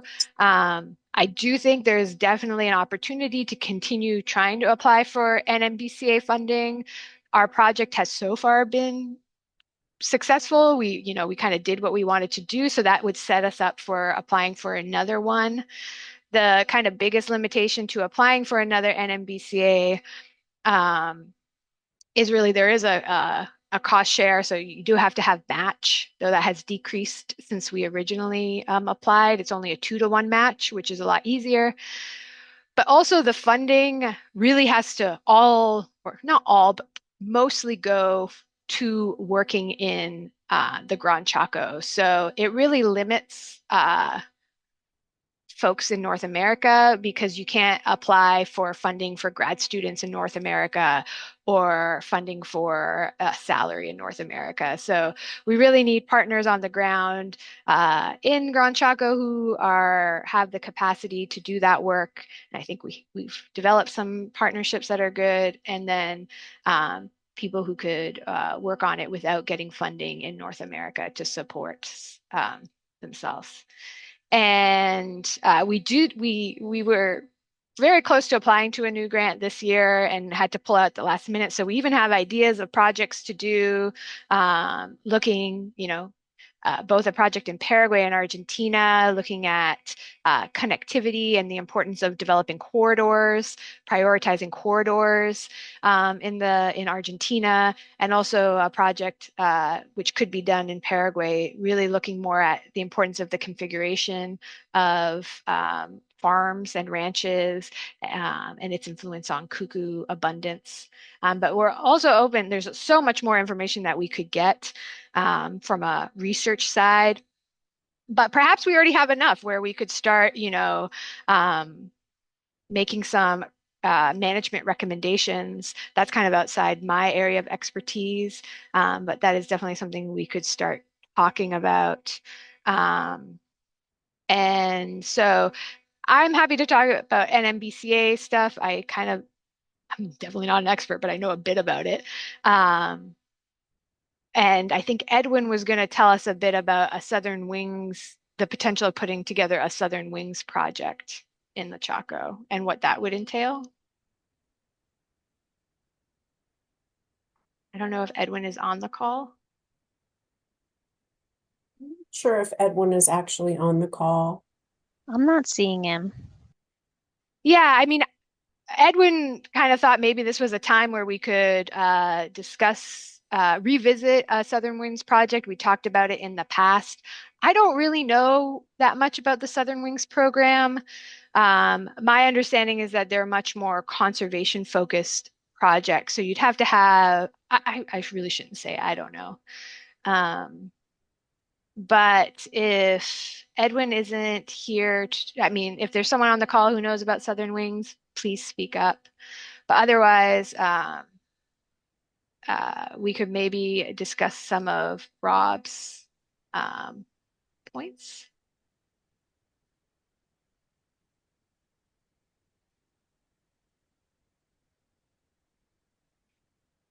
Rob, did you have any, thoughts about what kind of projects would be feasible and both from a research or management perspective or conservation? Yeah, no, thanks, Carly. I think I saw a question on the Padlet about land purchase, and I'm convinced that land purchase is going to be a key component of saving habitat in the Chaco, and particularly sort of strategically targeting areas to maintain connectivity. But that's not cheap. First time I was out in a remote area of the Chaco, land was going for about $1 a hectare. I wish I'd had the money then to be able to buy it. That's no longer the case. It's now, hundreds, if not thousands of dollars a hectare. So, land purchase at the scale which is required is going to need significant funding. For me, one of the real limiting factors is even though there are, really good conservation groups in Paraguay, in Argentina, and also in Bolivia, just the capacity of those groups to engage in the many sort of issues and maintain a sort of, a constant presence is a challenge because they're sort of jumping from project to project and from burning issue to burning issue on almost a daily basis. So just as and just to add some sort of context, to be able to hire somebody to work on, let's call it, Chaco conservation issues or yellow-billed cuckoo conservation issues in the Chaco, with $2,000 a month, that's a very good salary in this part of the world. So, I would encourage anyone with, the possibility of dedicating some resources personally or institutionally to to think about that as an option. I think whether it's in any of the three countries. I know we haven't talked much about Bolivia, where the Chaco is in a much better way, but there are certainly still issues. You know, just the possibility of being able to secure somebody to be able to actually work on these issues and really capitalize on the opportunities that there are and to sort of move from discussing about what needs to happen to the Chaco to actually be able to work with all interested parties and on moving forward with implementing strategies is going to require some investment, but it's really not a huge investment in terms of sort of big picture conservation funding needs. But it's also sort of a difficult, going back to Southern Wings, it's sort of perhaps not an easy pitch for funding sources which tend to focus on very specific projects. It is more sort of general support so that conservation organizations can really engage and help make the difference, which is really going to be required. Yeah, and I guess, I mean, one thing that has been kind of thrown around as a possibility, we talked about with for NBCA at least, is expanding the project into Bolivia because we really don't know much there. And there are some other migratory birds that we expect to be in Bolivia. Connecticut warbler is one of the big ones that people are concerned about. So, um, pairing up with scientists with other species is one way of maybe um, yeah, putting our efforts together. Um, yeah. Yeah, and from my sort of, my whole most of my professional career, I've been based in Paraguay, so I have a slight bias. But I would say, really we should be able to sell Chaco conservation based on, all of the unique, charismatic and endemic species which are highly threatened, but yet it's often the migrants that, really catch people's attention. And I think back 20 years back in the past, and we sort of lamented the fact that the Chaco didn't appear to be very important for any migrants, with the exception of saline lakes throughout the Chaco region, which are really important for shorebirds, which is more of my day job. But we were lamenting the fact. So the fact that it turns out that it's incredibly important for yellow-billed cuckoos and potentially for some other species as well. It's an important area for common nighthawk is another one which comes to mind. It would be really great to think at how can we really capitalize on that in terms of messaging both within, well, locally, nationally, but also internationally, and sort of going to one of the questions on the Padlet, really trying to elevate Chaco deforestation as a significant issue of really of global concern. Migratory birds really help make that connection. At the end of the day, it's probably more in terms of carbon and climate change, and what losing the Chaco is going to mean for climate. But the migratory birds just bring it home to people in ways that somewhat more obtuse issues don't.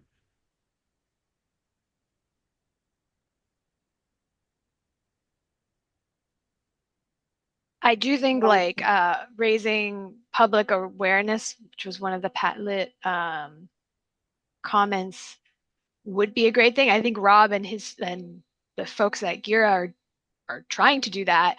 But aside from doing it in Paraguay, how do we do it in North America or in the US? And if there's anyone who has expertise in that or knows people who have expertise that might be interested in that, um, that would be great to know.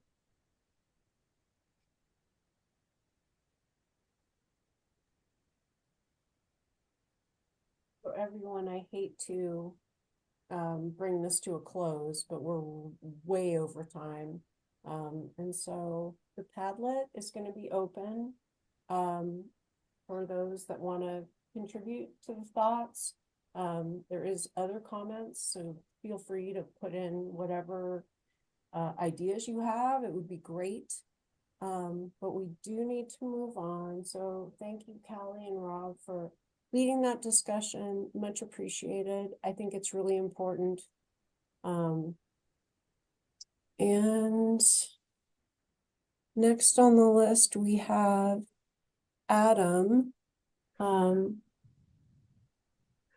I know you're here, Adam. Are you ready to go, or do you need a moment? I'm ready to go. Okay, awesome. It's all you. Can everybody see and hear me okay? Yes. Or at least see my screen?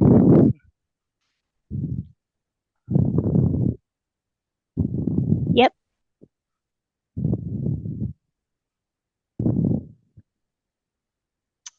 Whoops.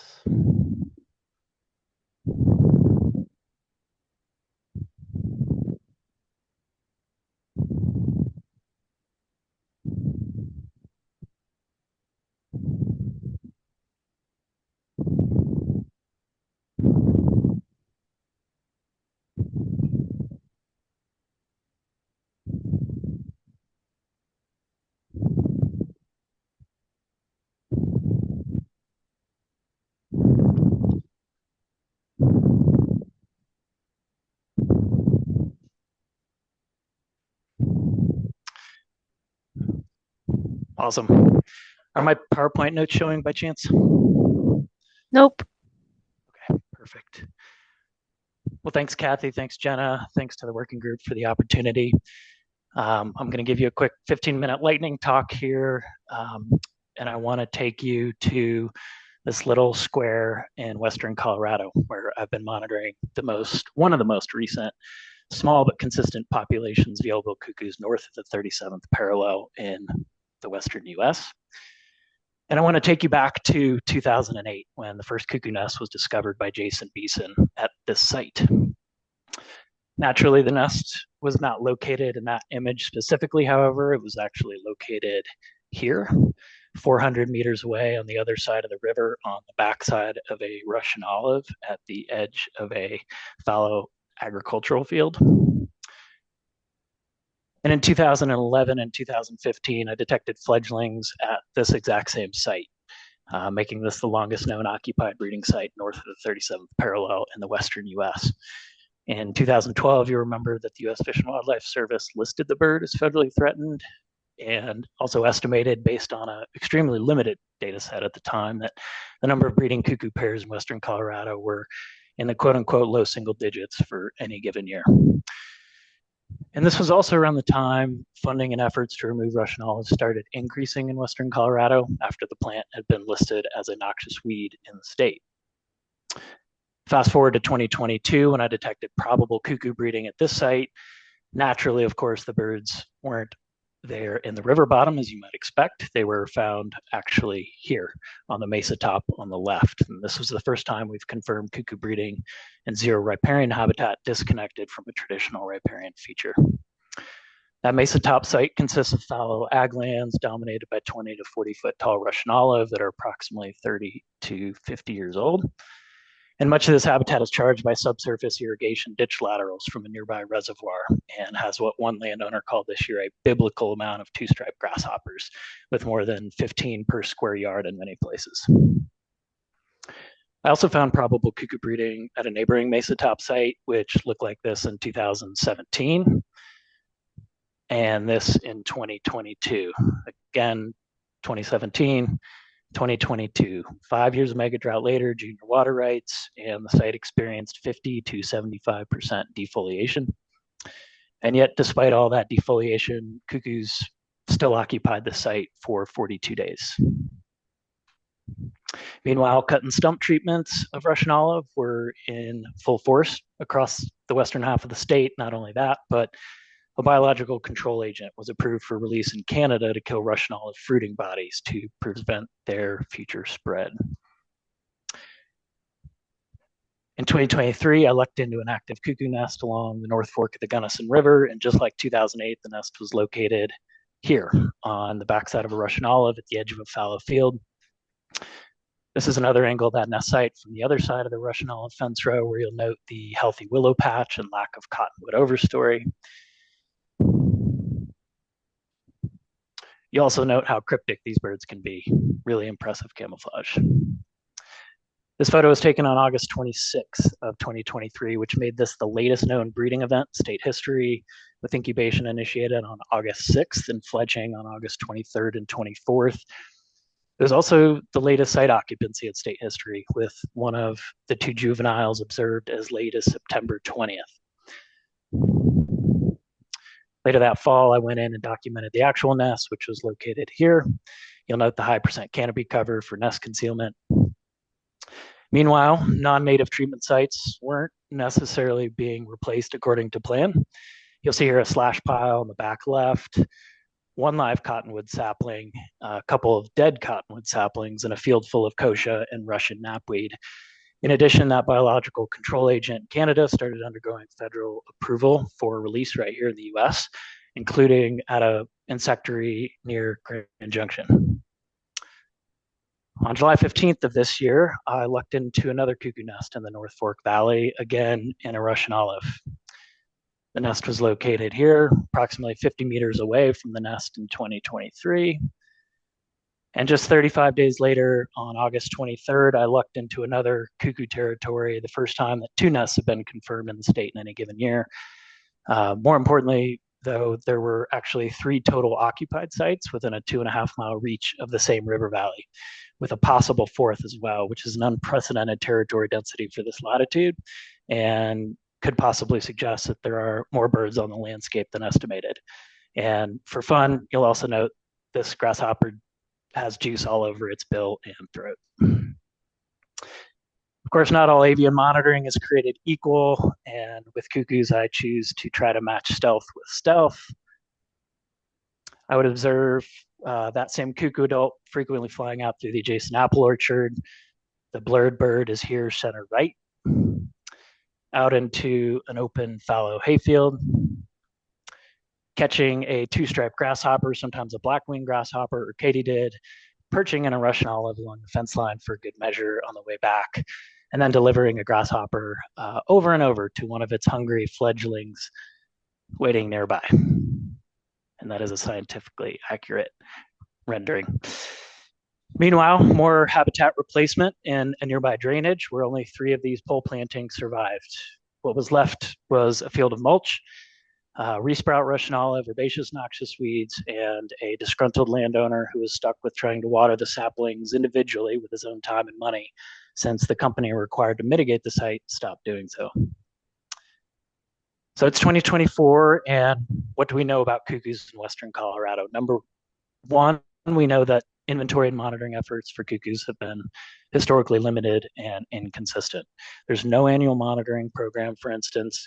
So there are lots of questions that persist about cuckoo population status, about breeding phenology, about habitat use, despite a significant recent increase in habitat management and vegetation removal projects.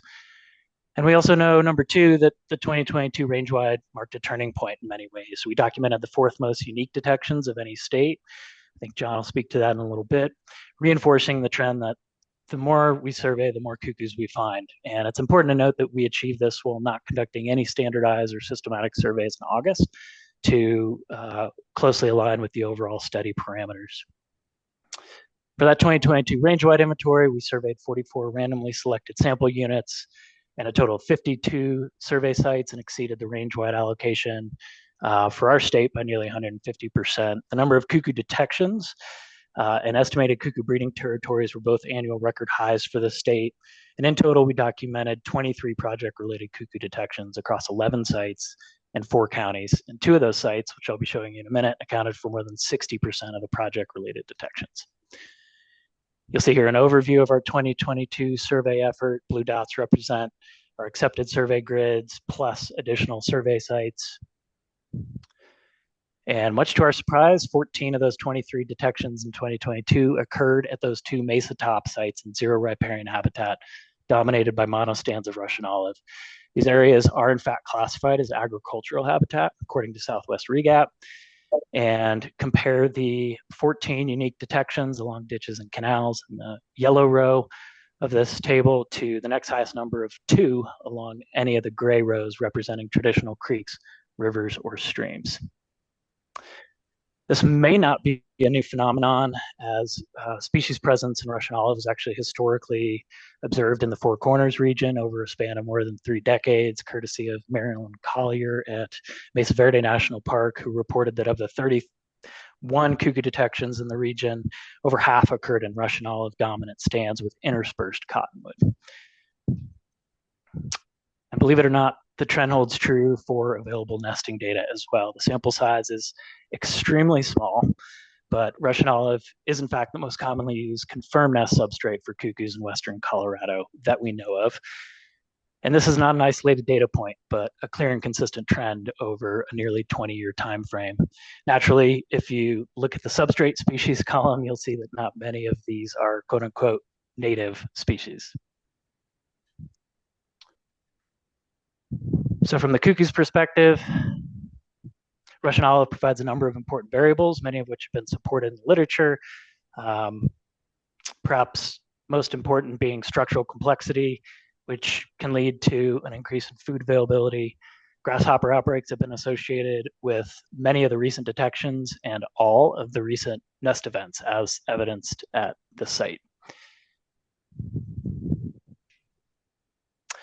From a management perspective, one could argue that in addition to structural complexity, Russian olive also provides temporal complexity in the form of surrogate and successional habitat, meaning the only major available existing and future structure as traditional cottonwood riparian overstories continue to decline across the Colorado Plateau. Russian olive also provides edge habitat. It's why the shrub was initially planted in the western US, and dynamic and complex habitat edges just so happen to provide ideal access and open flight lanes for cuckoos to forage in fallow fields, and specifically field margins where grasshoppers and other prey can be most abundant. Perhaps the 2 most relevant studies on the subject of Russian olive in Colorado were Fisher et al., which documented that riparian habitats dominated by Russian olive can support diverse and abundant bird communities.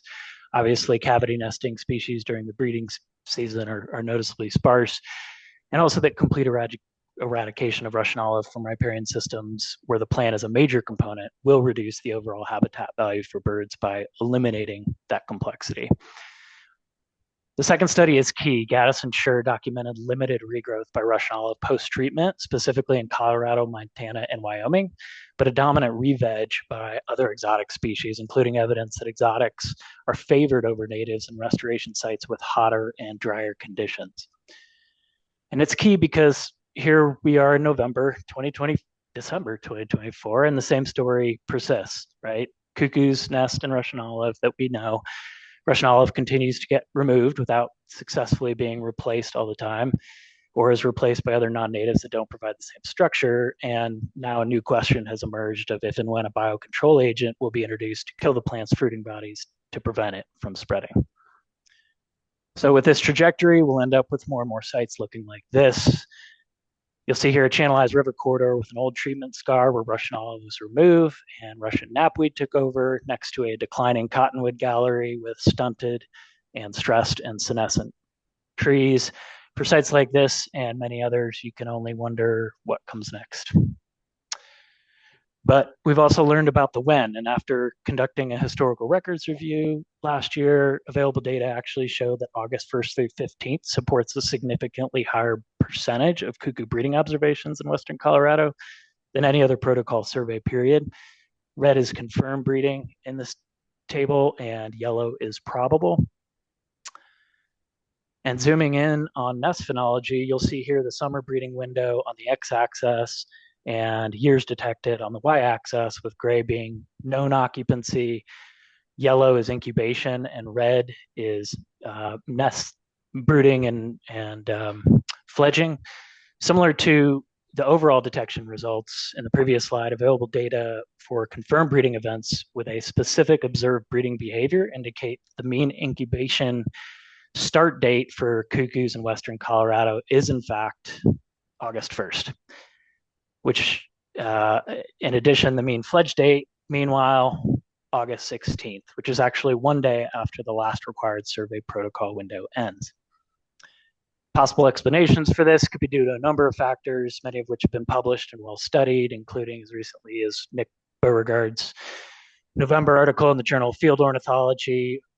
Arguably, the two main variables that stick out, though, here include number one, food, specifically the delayed life cycle of the two-striped grasshopper, which often occurs several weeks later than most other grasshopper species in Colorado, and two, water, specifically monsoonal outputs that affect greenness, lushness, insect response, microsite humidity, among others. Fun fact, in parts of Mexico, ranchers refer to the cuckoo as the monsoon bird. And if you don't believe them, I want you to take a look at the average 76-year monsoonal output median and max for Grand Junction, which just so happens to align to the day, August 1st, with the mean incubation start date in Western Colorado. So if you take home anything from this talk, I hope it would be number one, structure over species. Cuckoos use Russian olive. It's structurally and temporally complex. It often tends to support grasshopper outbreaks in Western Colorado. Number two, the monsoon bird. Cuckoo breeding phenology appears to be closely linked to the North American monsoon, which can impact nearly every variable of the species' nest site ecology. And number three, rethink removal. Many signs in the Colorado Plateau point toward needing to create a more up-to-date, realistic, and adaptive management approach.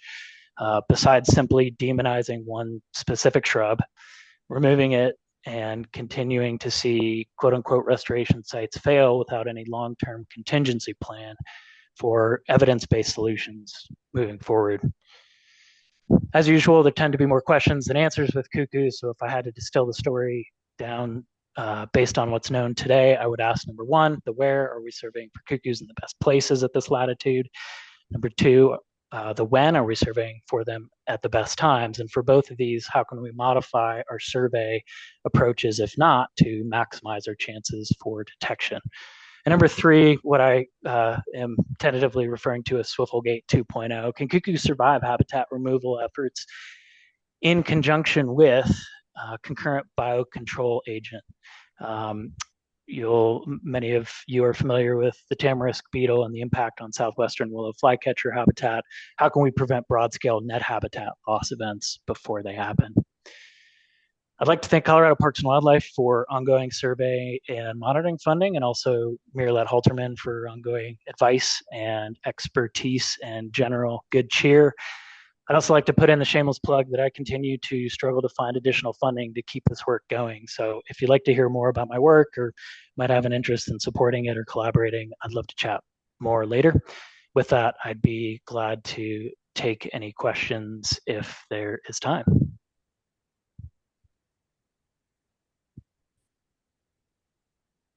We'll make time, Adam. That was fantastic. Thank you for sharing that. There's Really one question in important. the chat. Okay, go ahead, Jenna. I want to know the answer too. Have you documented nests in Russian olive in non-insect outbreak years? It's a great question. To my recollection, the short answer is no. But I would need to double check the data, and I'll get back to you on that. Okay, thanks, Adam.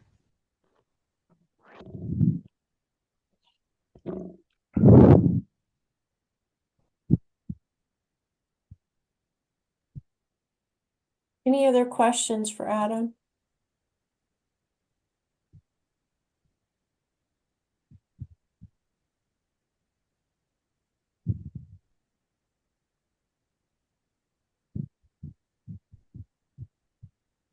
I apologize to everyone. We've gone over time, but this has been a fantastic meeting, and I hope you all agree.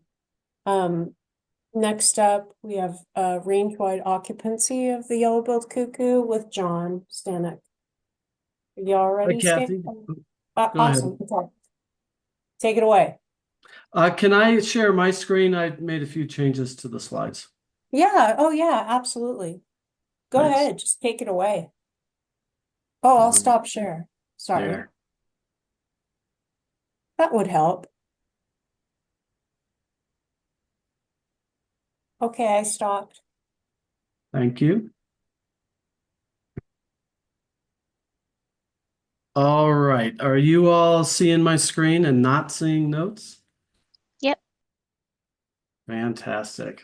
Hi everybody. My name's John. This was a range-wide. This is a summary of the range-wide project that was completed in 2022. I was asked to present this yet again. I hope it's the last time, but most of the new information is at the end of the talk. So I'm sure most of you have seen this information or some of this information before, and I might zip through or speed through some of the beginning information. A lot of people involved in this. Range-wide surveys were conducted at all these little red dots on the screen. And we had a collaboration with 11 state wildlife agencies. The project was a massive collaboration effort. I begin by thanking everyone involved, and I can't name all the names, but it was a massive undertaking. I used to go out. It's so expensive to go out. 12 different states. Oh, well, I can't see my notes anymore. 50 different field, or more than 50 field techs, federal agencies, state agencies, county folk. We surveyed on tribal land. It was ridiculous what it took to do this. Are you all seeing my slides advance? Because it's not happening on my screen. Really? Yeah. Was that a yes? Yes. Yes. All right. So this project had three main objectives, and I'm only going to discuss the second objective. The second objective was to conduct range-wide surveys at randomly located sites, and our goal was at 250 sites across the DPS.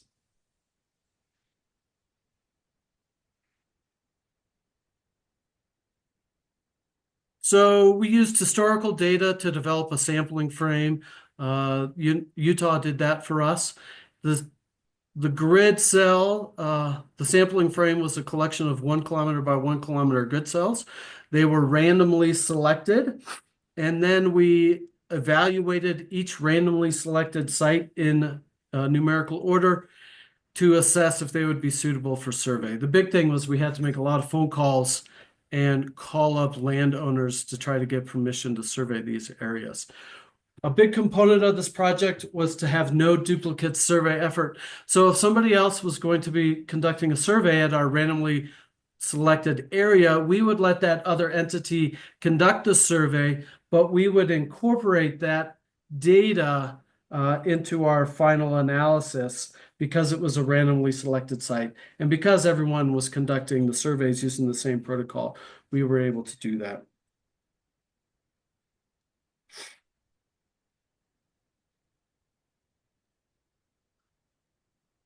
So in the end, we had 403 sites total that were randomly selected that were surveyed for this project. 101 of those were conducted by other entities. The Bureau of Reclamation on the Middle Rio Grande was the largest contributor, outside entity contributing.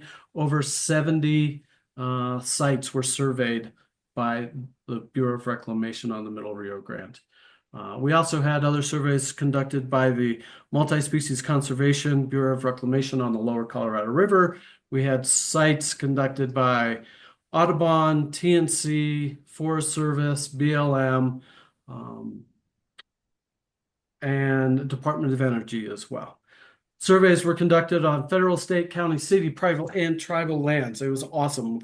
The randomly selected sites were fairly widespread across all sorts of different agencies and ownerships.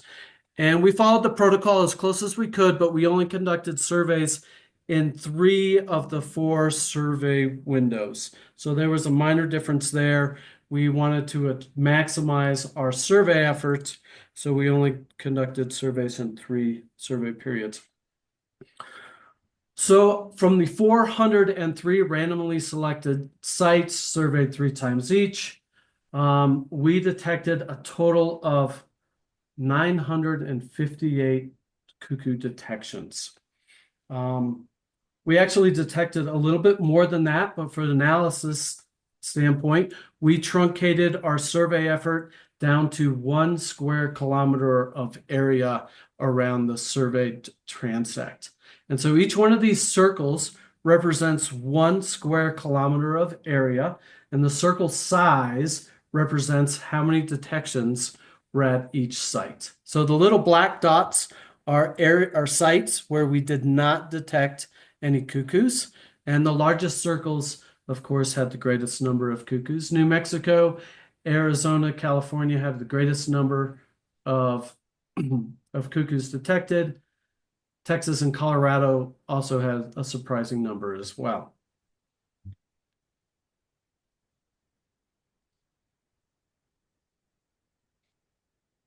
So those were our raw detection results, and I've also brought in data that was also collected in 2022.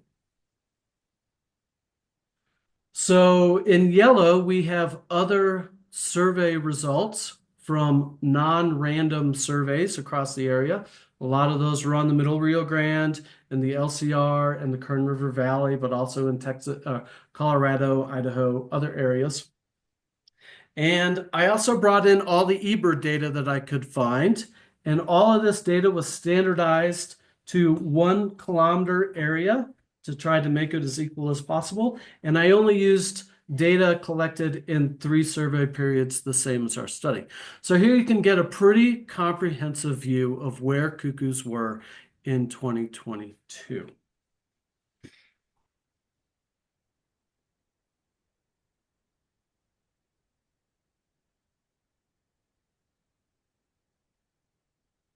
So you can see that the greatest occupancy in the Southwest, I'll look at the 2 different areas in the Southwest in these 2 slides. In New Mexico and Texas, the greatest occupancy was on the Middle Rio Grande. Across the rest of New Mexico, our occupancy, our naive occupancy was a little bit lower, 45%. And Texas was a real surprise for us. We found we only had 9 sites, most of them down in the lower Trans-Pecos, that Big Bend area of Texas, and we've had cuckoos at 8 of 9 sites. Quite surprising. And I brought in the eBird data that's on the wrong side of the DPS line. And I brought it in because these detections were closer to the western DPS than eastern cuckoos. And in my opinion, the DPS line was drawn arbitrarily across this part of the DPS, the cuckoo range. And so in New Mexico, those dots are on the Pecos River. And in Texas, we have the Davis Mountains that are displayed, as well as the Rio Grande in Big Bend National Park. So Texas has been hiding a secret from a lot of us. They may have a significant number of cuckoos down in that area. And I might add that in Texas, southern New Mexico, southern Arizona, the southern part of the lower Colorado River, we had significantly more cuckoos detected later in the field season on our third visit. And all these areas, it corresponded with the monsoonal rain activity. And this was not a surprise in southeast Arizona from Nick Beauregard's work, but I was a little surprised to see this effect so strong in Texas, southern New Mexico, southern lower Colorado River, California, Arizona, and now hearing from what Adam said as well, a monsoonal influence all the way up in Colorado. So there's definitely something to be said about this bird being the rain crow, the monsoon bird.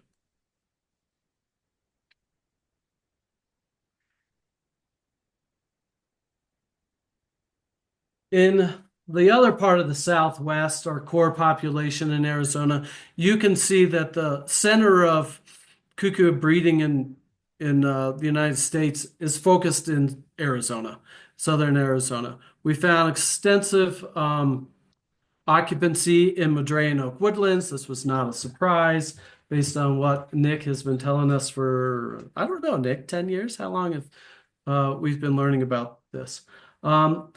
The LCR use was largely limited to habitat restoration areas. The LCR has experienced significant conversion to a tamarisk-dominated woodland, and the cuckoos and the few sites that we surveyed in that type of habitat, tamarisk woodlands, were unoccupied.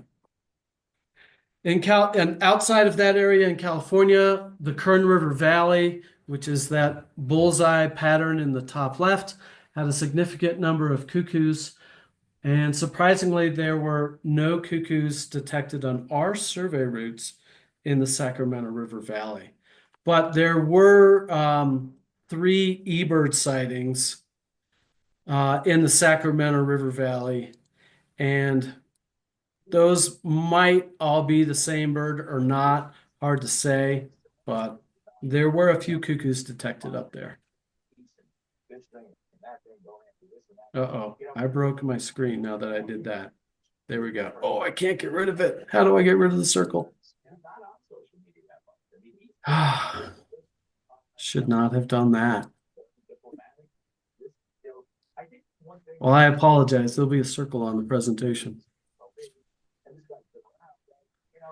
So taking all that data, this is the new information that some people may not have seen. This is information that was presented at the AOS conference last September. But we did an occupancy analysis with this data. We did a dynamic multi-scale analysis. So dynamic is usually an occupancy analysis applied to seasons, but we applied occupancy to survey 1, 2, and 3. And the multi-scale part, we looked at occupancy at the sample unit scale, which was the sample units were a 1 kilometer square area of habitat. But we also tessellated that down into 16 250 by 250 meter grid cells, subsample units. So we looked at occupancy at a nesting scale of subsample units within a sample unit as well.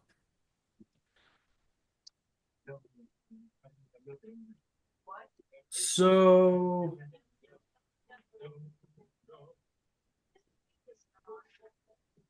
these are some of the covariates that we used. They're mostly spatial covariates calculated at the three spatial a little more in GIS.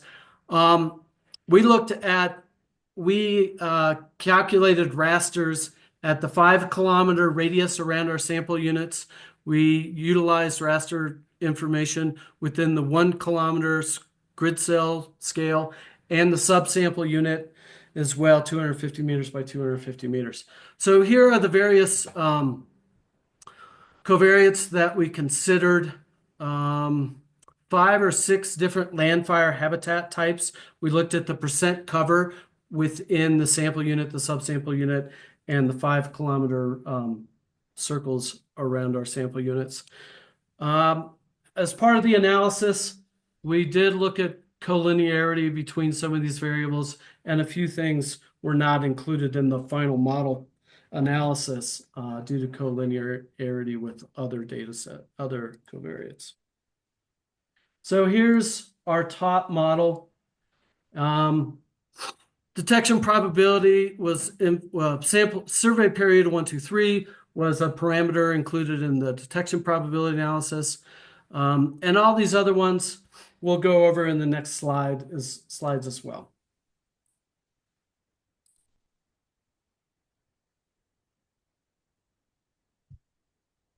So survey period was affected by survey period affected the probability to detect cuckoos. For this analysis, the detection probability was analyzed at a 2-minute survey interval. The surveys are conducted at 6 minutes per survey point. So we broke that up into 3 2-minute intervals to estimate detection probability. So we see that the probability to detect a cuckoo during a 2-minute interval increased from June into July. And if we look at the converse of that, the probability of not detecting a cuckoo that's present at a survey point, so over 6 full minutes, we see that the probability of not detecting a present cuckoo declined from 45, 33, and 29%. So that's pretty fair ability to detect a cuckoo at a survey point using this call broadcast method. And a few things were not incorporated into this data set for analysis that we know is important in cuckoo detectability from previous research. And the distance between a cuckoo and the surveyor is very important in eliciting a response and detecting cuckoos. As is the cuckoo breeding stage, previous research has found that they're very responsive in pre-nesting and nesting, but when cuckoos are fledging young, usually in August, although not in Colorado apparently, cuckoos become very less responsive to these broadcasts. So that type of data was not included in this study, nor could we include it. We didn't have it. Oh, that circle's driving me nuts. So one of the top covariates was northing. Northing was found to be a significant covariate for almost all model parameters, with the exception of the detection probability. So here we can see in the top left, we can see that northing wasn't found to be important for occupancy. So we had greater occupancy at southern latitudes compared to northern latitudes. That was important at the large scale occupancy as well as the small scale sub-sample unit occupancy. So in thinking about sub-sample units, small scale occupancy, we had a greater proportion of sub-sample units found occupied at lower latitude areas compared to northern latitude areas. And really this figure on the top right can be boiled down to within an occupied sample unit at southern areas, only one subsample unit was found occupied. I'm sorry, at northern areas, only one subsample unit was found occupied, but at southern latitudes, we had on average 3 subsample units where cuckoos were found. On the bottom 2 figures, we see immigration and emigration.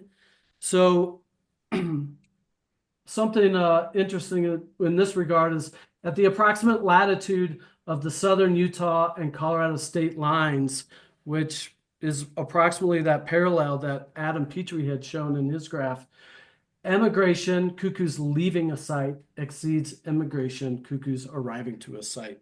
So if your site was found unoccupied in June at southern areas south of that Colorado-Utah state line, there was a good chance that it could become occupied in July. But as you went further north, those areas that were not detected, where you didn't have cuckoos in June, you wouldn't get them in July. And the flip side of that, emigration on the bottom right figure, sites that were occupied in June had an increased likelihood of becoming unoccupied in July. So those northern sites north of the Colorado-Utah line had greatest migrant movement of cuckoos that didn't stick around. Cuckoos were only detected maybe in one of those sample units.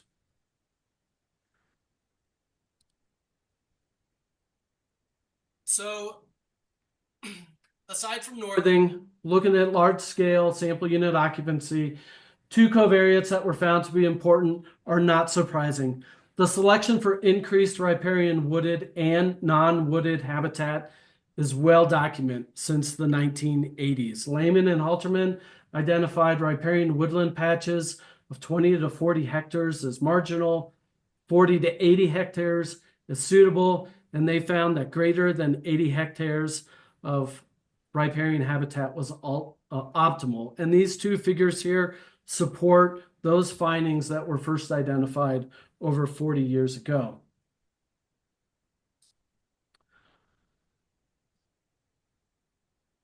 Another covariate that fell out in our top model was agriculture percent cover within 5 kilometers of a site. So this is a previous unmodeled habitat covariate. However, it was hypothesized as possibly important by the Fish and Wildlife Service and the Detling et al. Paper in 2012 or 2013 also hypothesized that agricultural habitat around sites could be a negative influence on cuckoo occupancy or habitat use. So we don't know what the effects are of agricultural cover around our riparian habitat, but we can guess, and it's a 1-2 punch, maybe a 1-2-3 punch. That agriculture area 1 was probably former riparian habitat that's now lost. 2, they could be taking water out of the riparian area, surface water or groundwater, and the effects of dewatering riparian habitat are well documented. Changes in the amount, the timing, or the duration of surface or groundwater can lead to impacts in riparian vitality, insect abundance, and vegetation composition, including the introduction of non-native species. And number 3, direct and indirect pesticide exposure from adjacent agriculture areas is a significant concern. And again, this has been brought up since the listing decision back in 2012, I think. And then in 2023, a very large report came out that flew under the radar, I think. And the EPA stated that 79% of all endangered plants and animals are adversely affected by neonicotinoids, including the western yellow-billed cuckoo. I would search for that report. It's extensive. They have extensive appendices of endless Excel tables of the potential impacts to all these T&E species. It's quite alarming. And the yellow-billed cuckoo was in there, the western yellow-billed cuckoo. And they didn't quite get it right with the potential impacts to the western yellow-billed cuckoo. I recall reading that they suspected hundreds of thousands of western yellow-billed cuckoos were impacted by neonicotinoids, and I don't think there are hundreds of thousands of yellow-billed cuckoos, western yellow-billed cuckoos out there. But it led me down a rabbit hole into looking into neonicotinoids. And here we have a figure from 2014. This was the last year in which the USGS published this type of data on the neonicotinoid use across the United States. And this is just one of several neonics that are used across the US. This is I'm pretty sure this one is Roundup by its common name. And you can see that its use is extensive, particularly in the east, but also in the west. And right away, your eye is drawn to the Central Valley of California, where the yellow-billed cuckoo population has winked out and been extirpated. But if you look at most of your local river systems, including the Middle Rio Grande or the Pecos River, the LCR, definitely the Snake River area in Idaho, you can see that neonicotinoid use is used in all of these areas. So it's most commonly applied to the seeds before planted, but research has been done. It's definitely lethal to birds, seed eaters, but also insectivores. And researchers have found that it affects these birds that ingest or are exposed to this toxin in a variety of ways. So this is something that was a hot topic 10 years ago, and it's kind of flown off the radar, the impact of neonics on birds, but it's something that should definitely be given a greater scrutiny once again. So moving on.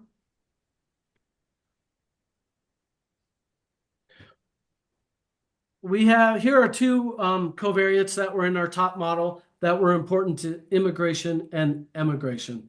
So again, immigration is cuckoos at a sample unit that was unoccupied in June, but later found occupied in July. So as you increase the amount of riparian cover within those sample units, there was a greater probability of those sites later becoming occupied later in the summer.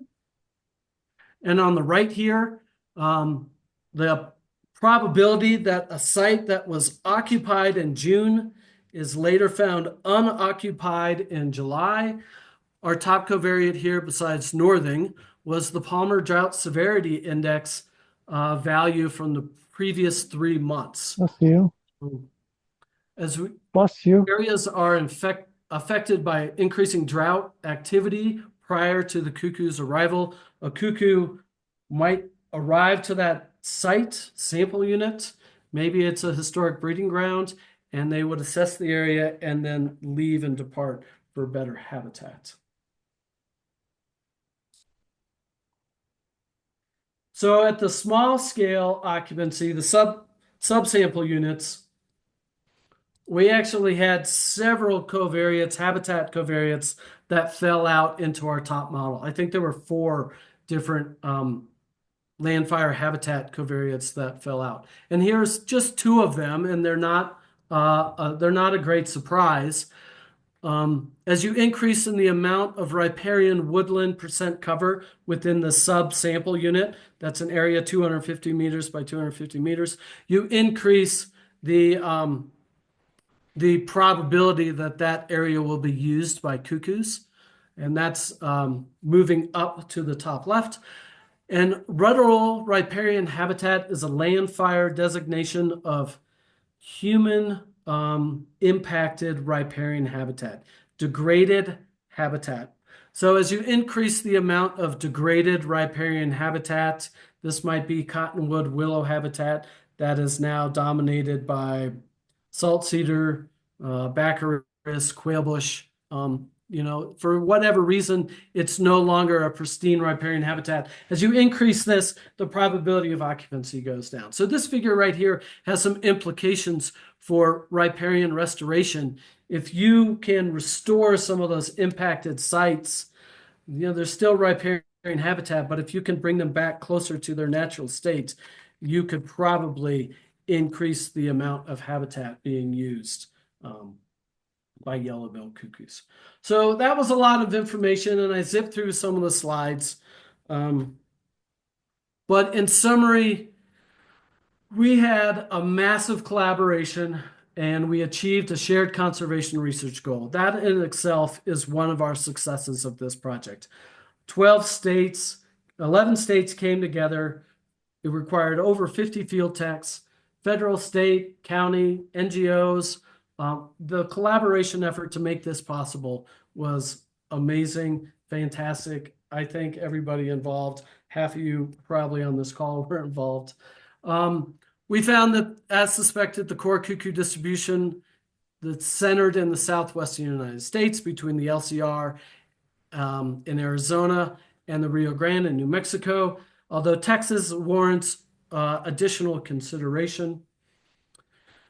The results of this study reinforce previous learned habitat needs, such as the amount of riparian habitat first identified by Lehman and Halterman in 1980, but it also identified new negative correlates to cuckoo occupancy, such as the amount of agriculture ongoing within 5 kilometers. And the alarming loss of the Sacramento River population over just 25 years. This population was back around 2000 was identified as the largest population within the state of California, and now it's gone. So the loss of the largest population of cuckoos in California was quite alarming, and although we did get a few eBird detections out there, I suspect that was just one bird moving around. So this identifies ag land as maybe a negative impact to the areas. It warrants greater scrutiny and analysis of cuckoo prey availability across the DPS. You know, we look at this habitat and we say, hey, this might be good cuckoo habitat or bad cuckoo habitat, but nobody, except maybe Adam Petrie, is looking at the prey with those grasshoppers. That was quite amazing. But when you look at a lot of cuckoo habitat, you just assume that the prey is abundant and available, and that may not be the case. So with that, I'm just going to thank everybody as I started this talk. Massive effort to get this done.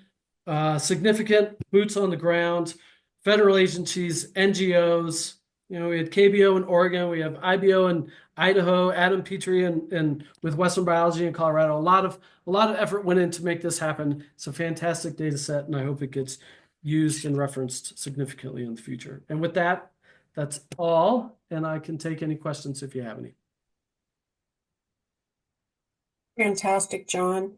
There is one question. Is the study set to be published? It is. It's pretty much written. Am I still sharing my screen? You are. Oh, so maybe don't.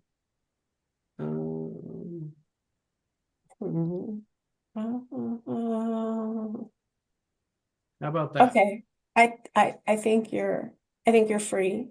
Yep. The study is set to be published, and hopefully it'll go in a journal. We're trying to get the AOS, many talks from the AOS symposium published in a special edition. Jennifer Davis was recruiting for that, and we have a report written. Still making some tweaks and edits after all this time, but most of those figures all came out of that report.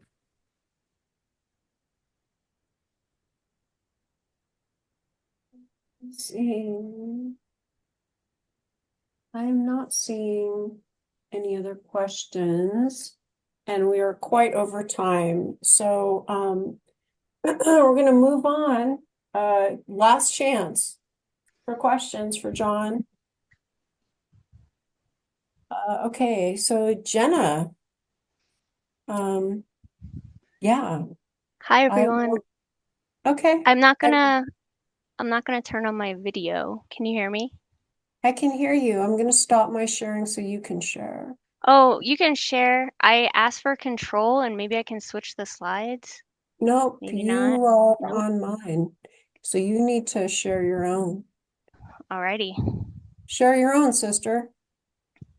I'm trying. It says controlling my it's disabled. screen. Oh, I'm controlling your screen? You Whoa. are. Okay, wait, I need to. Okay. Not share. I'll just not share. How's that? Okay, hopefully I can share. I have been having connection issues, so I'm really hoping this will work. And there I'm you not are. going to use the pencil marker thing. All right, so those of you who don't know me, my name's Jenna Stanek. I'm the current chair of the Western Yellow Cuckoo Working Group, and I'm gonna talk to you about subcommittees. You all can see the screen, right?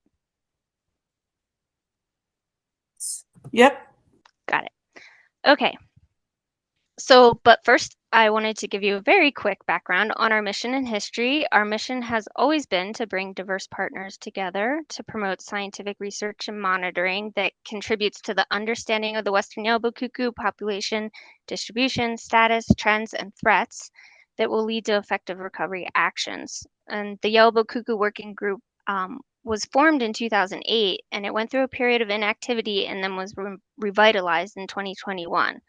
The past history of our working group and that of many similar collaboratives with and without paid coordinators has shown that only by formalizing the leadership can the working group consistently provide coordinated, strategic, and deliberate efforts to support science, conservation, co-production, and recovery.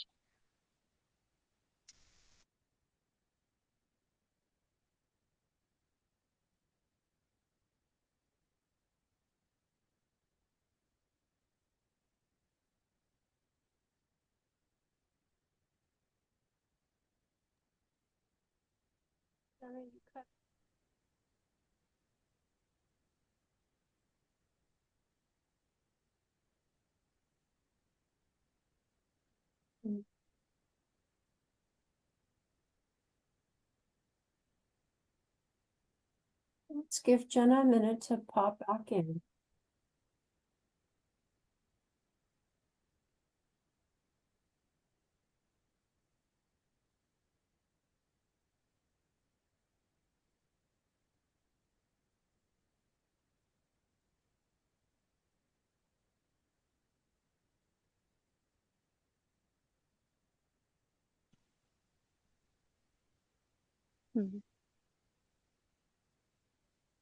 Jenna, we see your name.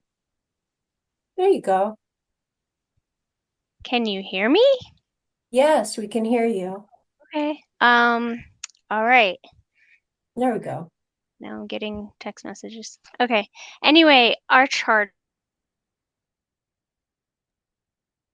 You cut out again.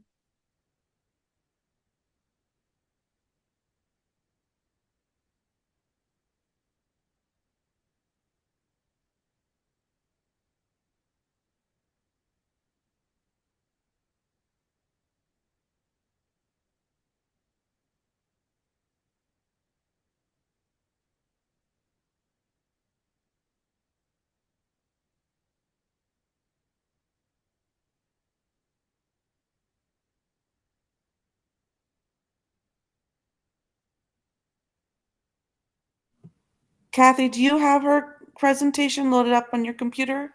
I do. It'll take me a minute to bring it up. So I'll do that while we wait for her to maybe rejoin us.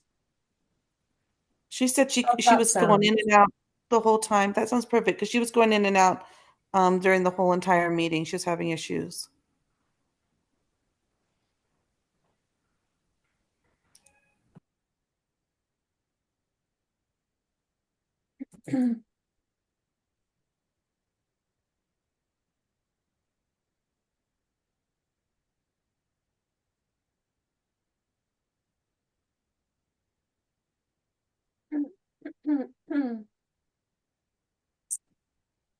So let's just see. There's two Staniks. And there we go. Did you want to narrate, Hira? I'm sure you've done this a million times. I'm happy to share my screen.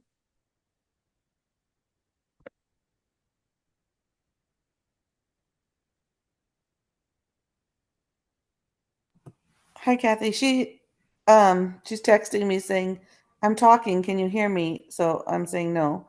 I haven't seen her new presentation. I'm happy to take on some of it if it need be. So yeah, why don't you share your screen? Okay. I'm just gonna need to get to slideshow from, let's see. This looks different, but maybe not. Okay.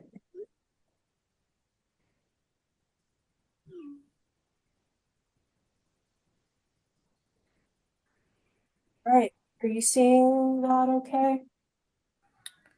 I am seeing this, yeah. Okay. Whoops. Let's go back to the presentation view. Yes, indeed. All right, Okay, how's so that? Jen, yeah, that looks good. Oops, let's go back. There we go. Okay. Jenna is going to try to call in with her phone. And so we'll see how that goes. Since I have not seen this recent presentation, I'm happy to kind of go through it. As best to my knowledge, there's no notes or anything here until Jenna gets ready. But Jenna just went over our mission, and then she has a slide here talking about our charter, which we did create a charter for the working group, which outlines our composition and roles of our members, our officers, which are the coordinator position, the chair position, and the immediate past chair. So the coordinator is Cathy, the chair is Jenna Stanek, the immediate past chair is me, Hira Walker, and then the steering committee. And we've established some terms to our office. There's 2 years. Oops, can go back. It must be a timed presentation. No, I did it. I was okay. expecting it to, yeah, move on. Okay, so we do have some terms. Hey, can you all hear me now? I can hear you. Oh my God. I'm so sorry. I don't know what is going on with my connection. It's really weird. I can continue the presentation if you want. Yeah, I was just starting to launch into the charter slide, and I was going over the terms of each of the positions. Cathy, can you go to the next slide, please? There you go. Oh. Okay, so I'm so sorry about that, but I also wanted to mention our involvement with the Road to Recovery initiative, as this ties into our subcommittee goals and objectives. So the Road to Recovery approach focuses on the integration of biological social science targeted at identifying and addressing specific causes of decline throughout the annual cycle. So not just the breeding ground, but also the non-breeding ground. If you haven't heard them before, which you all probably likely have, but if you haven't, I highly recommend visiting their website. The yellow cuckoo eastern and western populations is one of the 4 Road to Recovery pilot species. So we have been engaging in R2R. We had a 2-day virtual symposium in 2021 in coordination with the Road to Recovery launch, and then more recently, symposium at the American Ornithological Society meeting in October. We've been attending the R2R species working group engagement sessions and participating in them. We've been coordinating with the social scientists and their other staff from R2R, and we just recently completed the R2R recovery wheel, specifically in regard to our Cuckoo working group. It's shown on the right in this slide. The species recovery wheel is a self-assessment tool that species working groups can use to gauge progress towards population recovery following the R2R approach.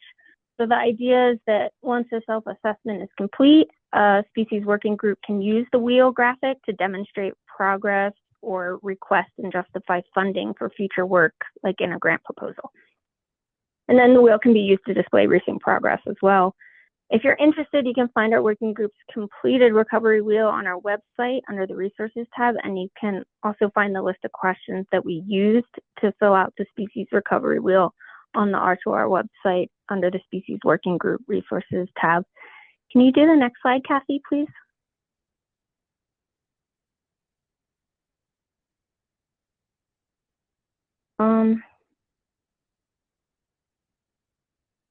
There you go. Okay, so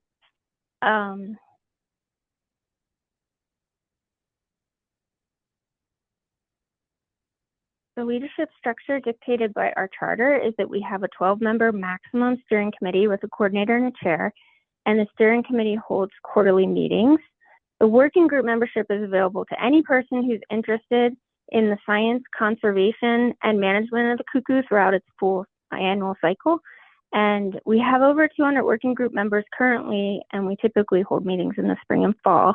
We have 5 subcommittees, so research and monitoring, recovery and planning, grants and fundraising, restoration, and then co-production, which falls in line with R2R.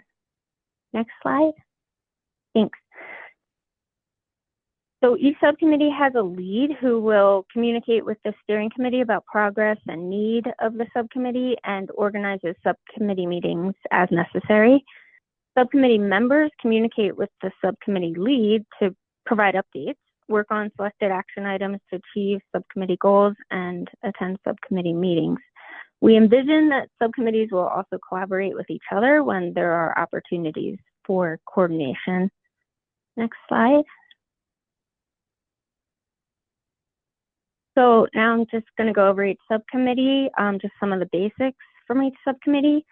The subcommittee for research and monitoring is led by Callie Stanley. Thanks, Callie.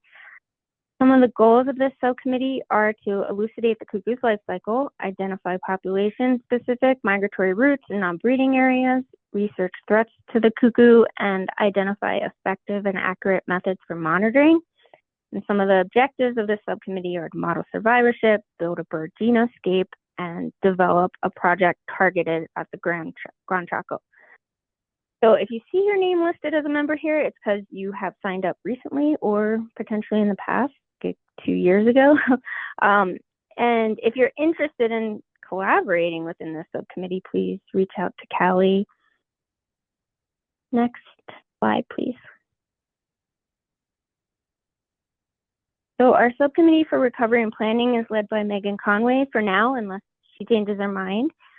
Some of the goals of this subcommittee are to promote data sharing, promote actions addressing primary limiting factors, and craft conservation recommendations. And some of the objectives of this subcommittee are to develop a centralized database, develop a searchable cuckoo literature database, and develop a field maps database. So if you see your name listed as a member, it's because you've signed up recently or in the past. And if you're interested in collaborating within this subcommittee, please reach out to myself or Megan. Next slide. Our subcommittee for restoration is led by Bruce Orr. Thanks, Bruce. Some of the goals of this subcommittee are to promote sound habitat restoration, identify the potential for incorporating cuckoo recovery actions in existing habitat restoration and enhancement efforts, and to promote effective on-the-ground restoration. Some of the objectives of the subcommittee are to identify where there's low-hanging fruit to implement recovery action, evaluate how riparian restoration assists with carbon credits and climate change, and investigate how to coordinate with resource management efforts and efforts to protect other species, including on the non-breeding ground. So if you see your name listed as a member, you may have shown interest at some point. And if you are interested in collaborating within this subcommittee, please reach out to Bruce. And you can also find a list of what our different objectives and goals are on our website under the About Us tab. If you scroll down, you'll see our action plan table and a list of the different subcommittees. Next slide, please. So please let us know if you're interested in joining a subcommittee, or if you want to lead us. Oh, I'm not done with the subcommittees. I'm sorry. Yeah, there's more. Grants and fundraising. How could I forget about that? Our subcommittee grants and fundraising is led by myself. Some of the goals are to locate funding sources, work with subcommittees to identify and apply for funding, and to find ways to fund the coordinator position and website. Some of the objectives of this subcommittee are to maintain a list of funding sources in a spreadsheet. So we already have that going. So if you have knowledge of some funding sources, please email me, send them my way so I can add them to our spreadsheet and we can incorporate them to our other subcommittees to make sure they know of grant opportunities.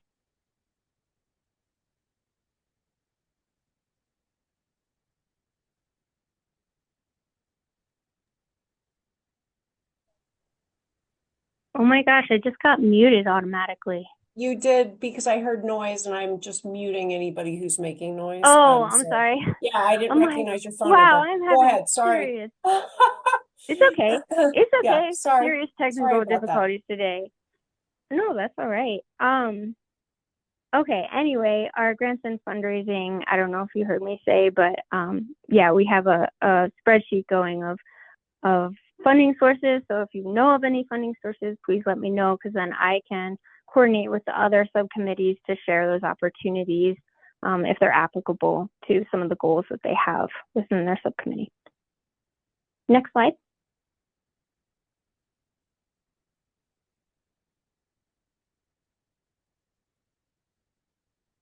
All right, so our last subcommittee does not yet have a lead. So if anyone's interested, please let me know. Some of the goals of this subcommittee are to identify and foster collaboration and communication with partners and stakeholders, foster citizen science, coordinate with federal regulatory agencies, further coordination in survey monitoring efforts within the US and Mexico, and support and incorporate views from landowners, small businesses, and local communities. And some of the objectives are to connect with tropical dry forest conservation, coordinate maybe with Paso Pacifico, locate Gran Chaco partners, and create opportunities for citizen scientists to assist in data collection. So if you see your name on the list, it's because you signed up recently or in the past. But anyway, if you're interested in leading or collaborating within this subcommittee, let me know. Okay. Next slide, please. So yeah, reach out, contact us. I didn't put everyone's email on here because I didn't know if everyone wanted me to share their email. But you can always reach out to me or Cathy, and we will direct you to the correct people. And if you're not already part of the working group email, then please visit our website and join the working group, because then you'll get emails about everything Cuckoo related that we know about, and also emails about our fall and spring meetings and anything else in between. Okay, thank you. Thanks, Jenna. Are there any questions about our working groups or anything we've covered today? The last thing on our agenda today is an open floor. So if there's anyone that wants to share work that they're doing or needs that they have related to cuckoos, now's the time to go ahead and do it. So I'm just going to open the floor.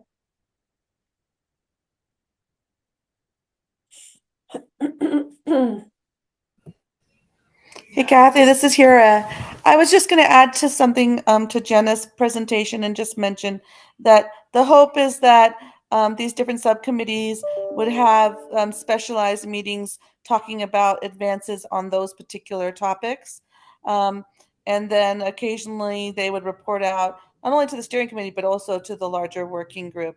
So it's a way for us to drill down and focus on very specific topics to move the recovery and conservation forward, and to get folks involved who may not have time to be a part of general efforts, but really only can have time to work on the specific things that they're relevant to their work or their studies, like monitoring or conservation or funding or whatever it might be, social sciences.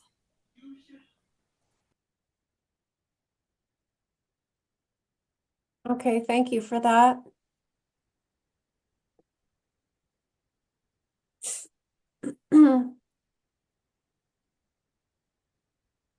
Anyone else? Looks like a couple people had to drop off. I know that we went over time, but really appreciate everyone sticking around, and I think it was a great meeting. And I'm looking forward to connecting with y'all through the working group. So, yeah. Hi, Cathy. This is Laura Cockrell from the California Department of Fish and Wildlife. Hi. Hi, I just wanted to make a brief comment. I work in a wildlife area that is located within the Sacramento Valley, where we do have still cuckoo detections that are being made. We are adjacent to Butte Creek, which is a tributary of the Sacramento River, and we have quite a bit of riparian habitat within the wildlife area. We did conduct cuckoo surveys last summer because of a riparian restoration project that we're working on with one of our local partners. They are putting up ARUs on that property to try and detect cuckoos once, both during the project and then hopefully capturing any detections after the project as well. And last year we did manage to detect 2 sets of cuckoos on our property, one of which we know is a separate bird than another eBird detection, because our detection and the other eBird detection were made on the same day about 25 miles apart from one another. Additionally, we are working with our upland game bird program on utilizing ARUs for upland game bird point counts. And through partnership with our upland game bird program, they are leaving their recorders on site to try and determine whether or not they can use those ARUs for cuckoo detections. And we have been successful with detecting additional cuckoos through the use of those ARUs outside of our traditional monitoring. So I just wanted to highlight the ability of those ARUs to really, cuckoo surveys are very time intensive. They're very labor intensive. If you don't have qualified surveyors, it's difficult to get people out in the field actually conducting the surveys. And the ARUs have proven to be very useful for us as we are reduced in staff time overall. That's great to hear, Laura. Thank you for sharing that. What was the confidence of those detections? Like, what software did you use, and was it a pretty high confidence? I am not the one running the analysis, but I do get back the low confidence detections, so I can try and determine whether or not it truly sounds like an actual cuckoo on low confidence detections. We have obviously been able to rule out some of the non-cuckoo detections, but I'm still going through the data from this year. But the actual cuckoo detections that are coming up as high confidence, we have been able to determine were actual cuckoo detections. That's awesome. Thank you.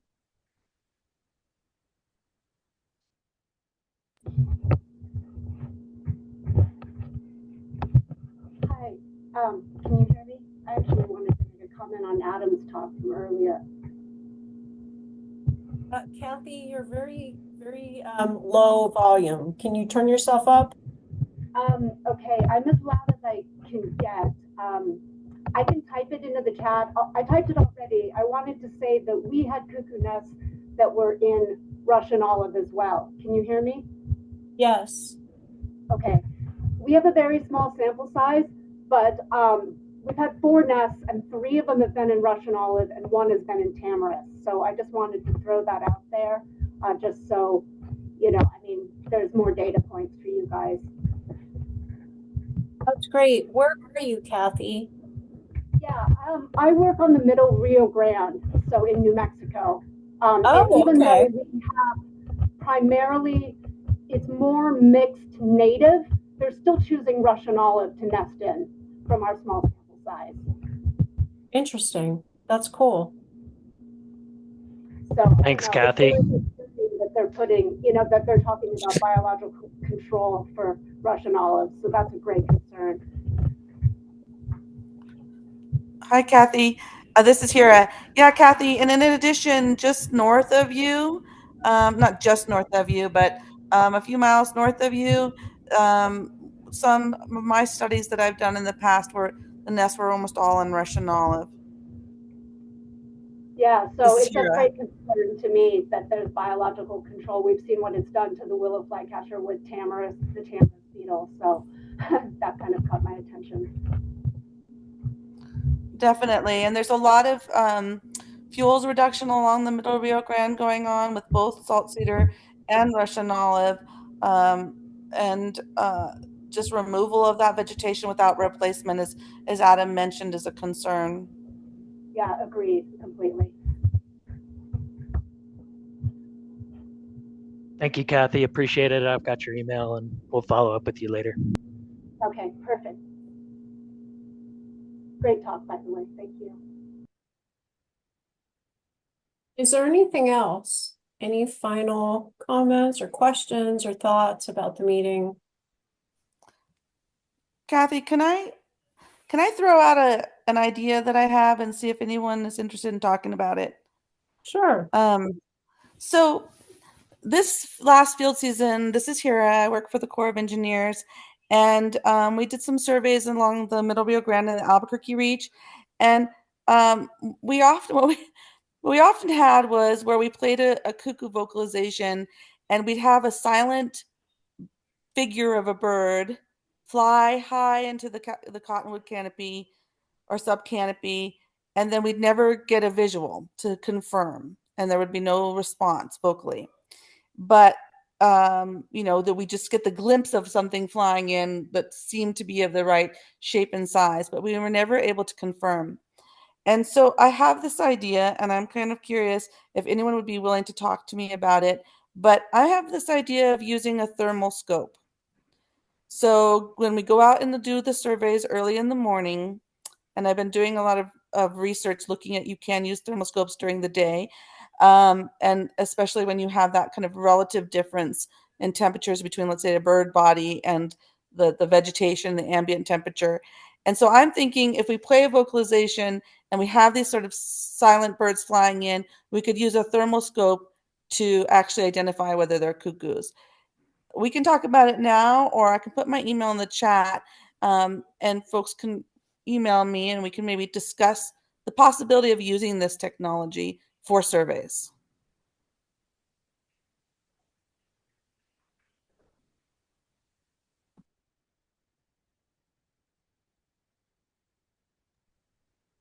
Can you distinguish a cuckoo from a mourning dove or a, small corvid, something like that?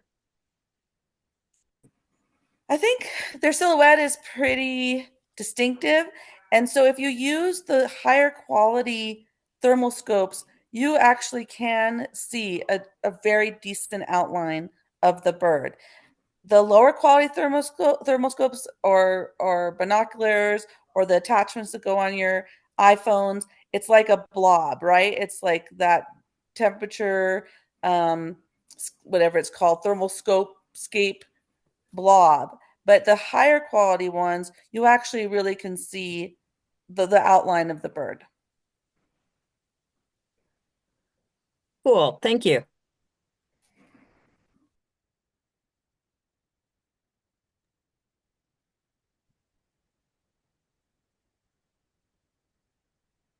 Anything else?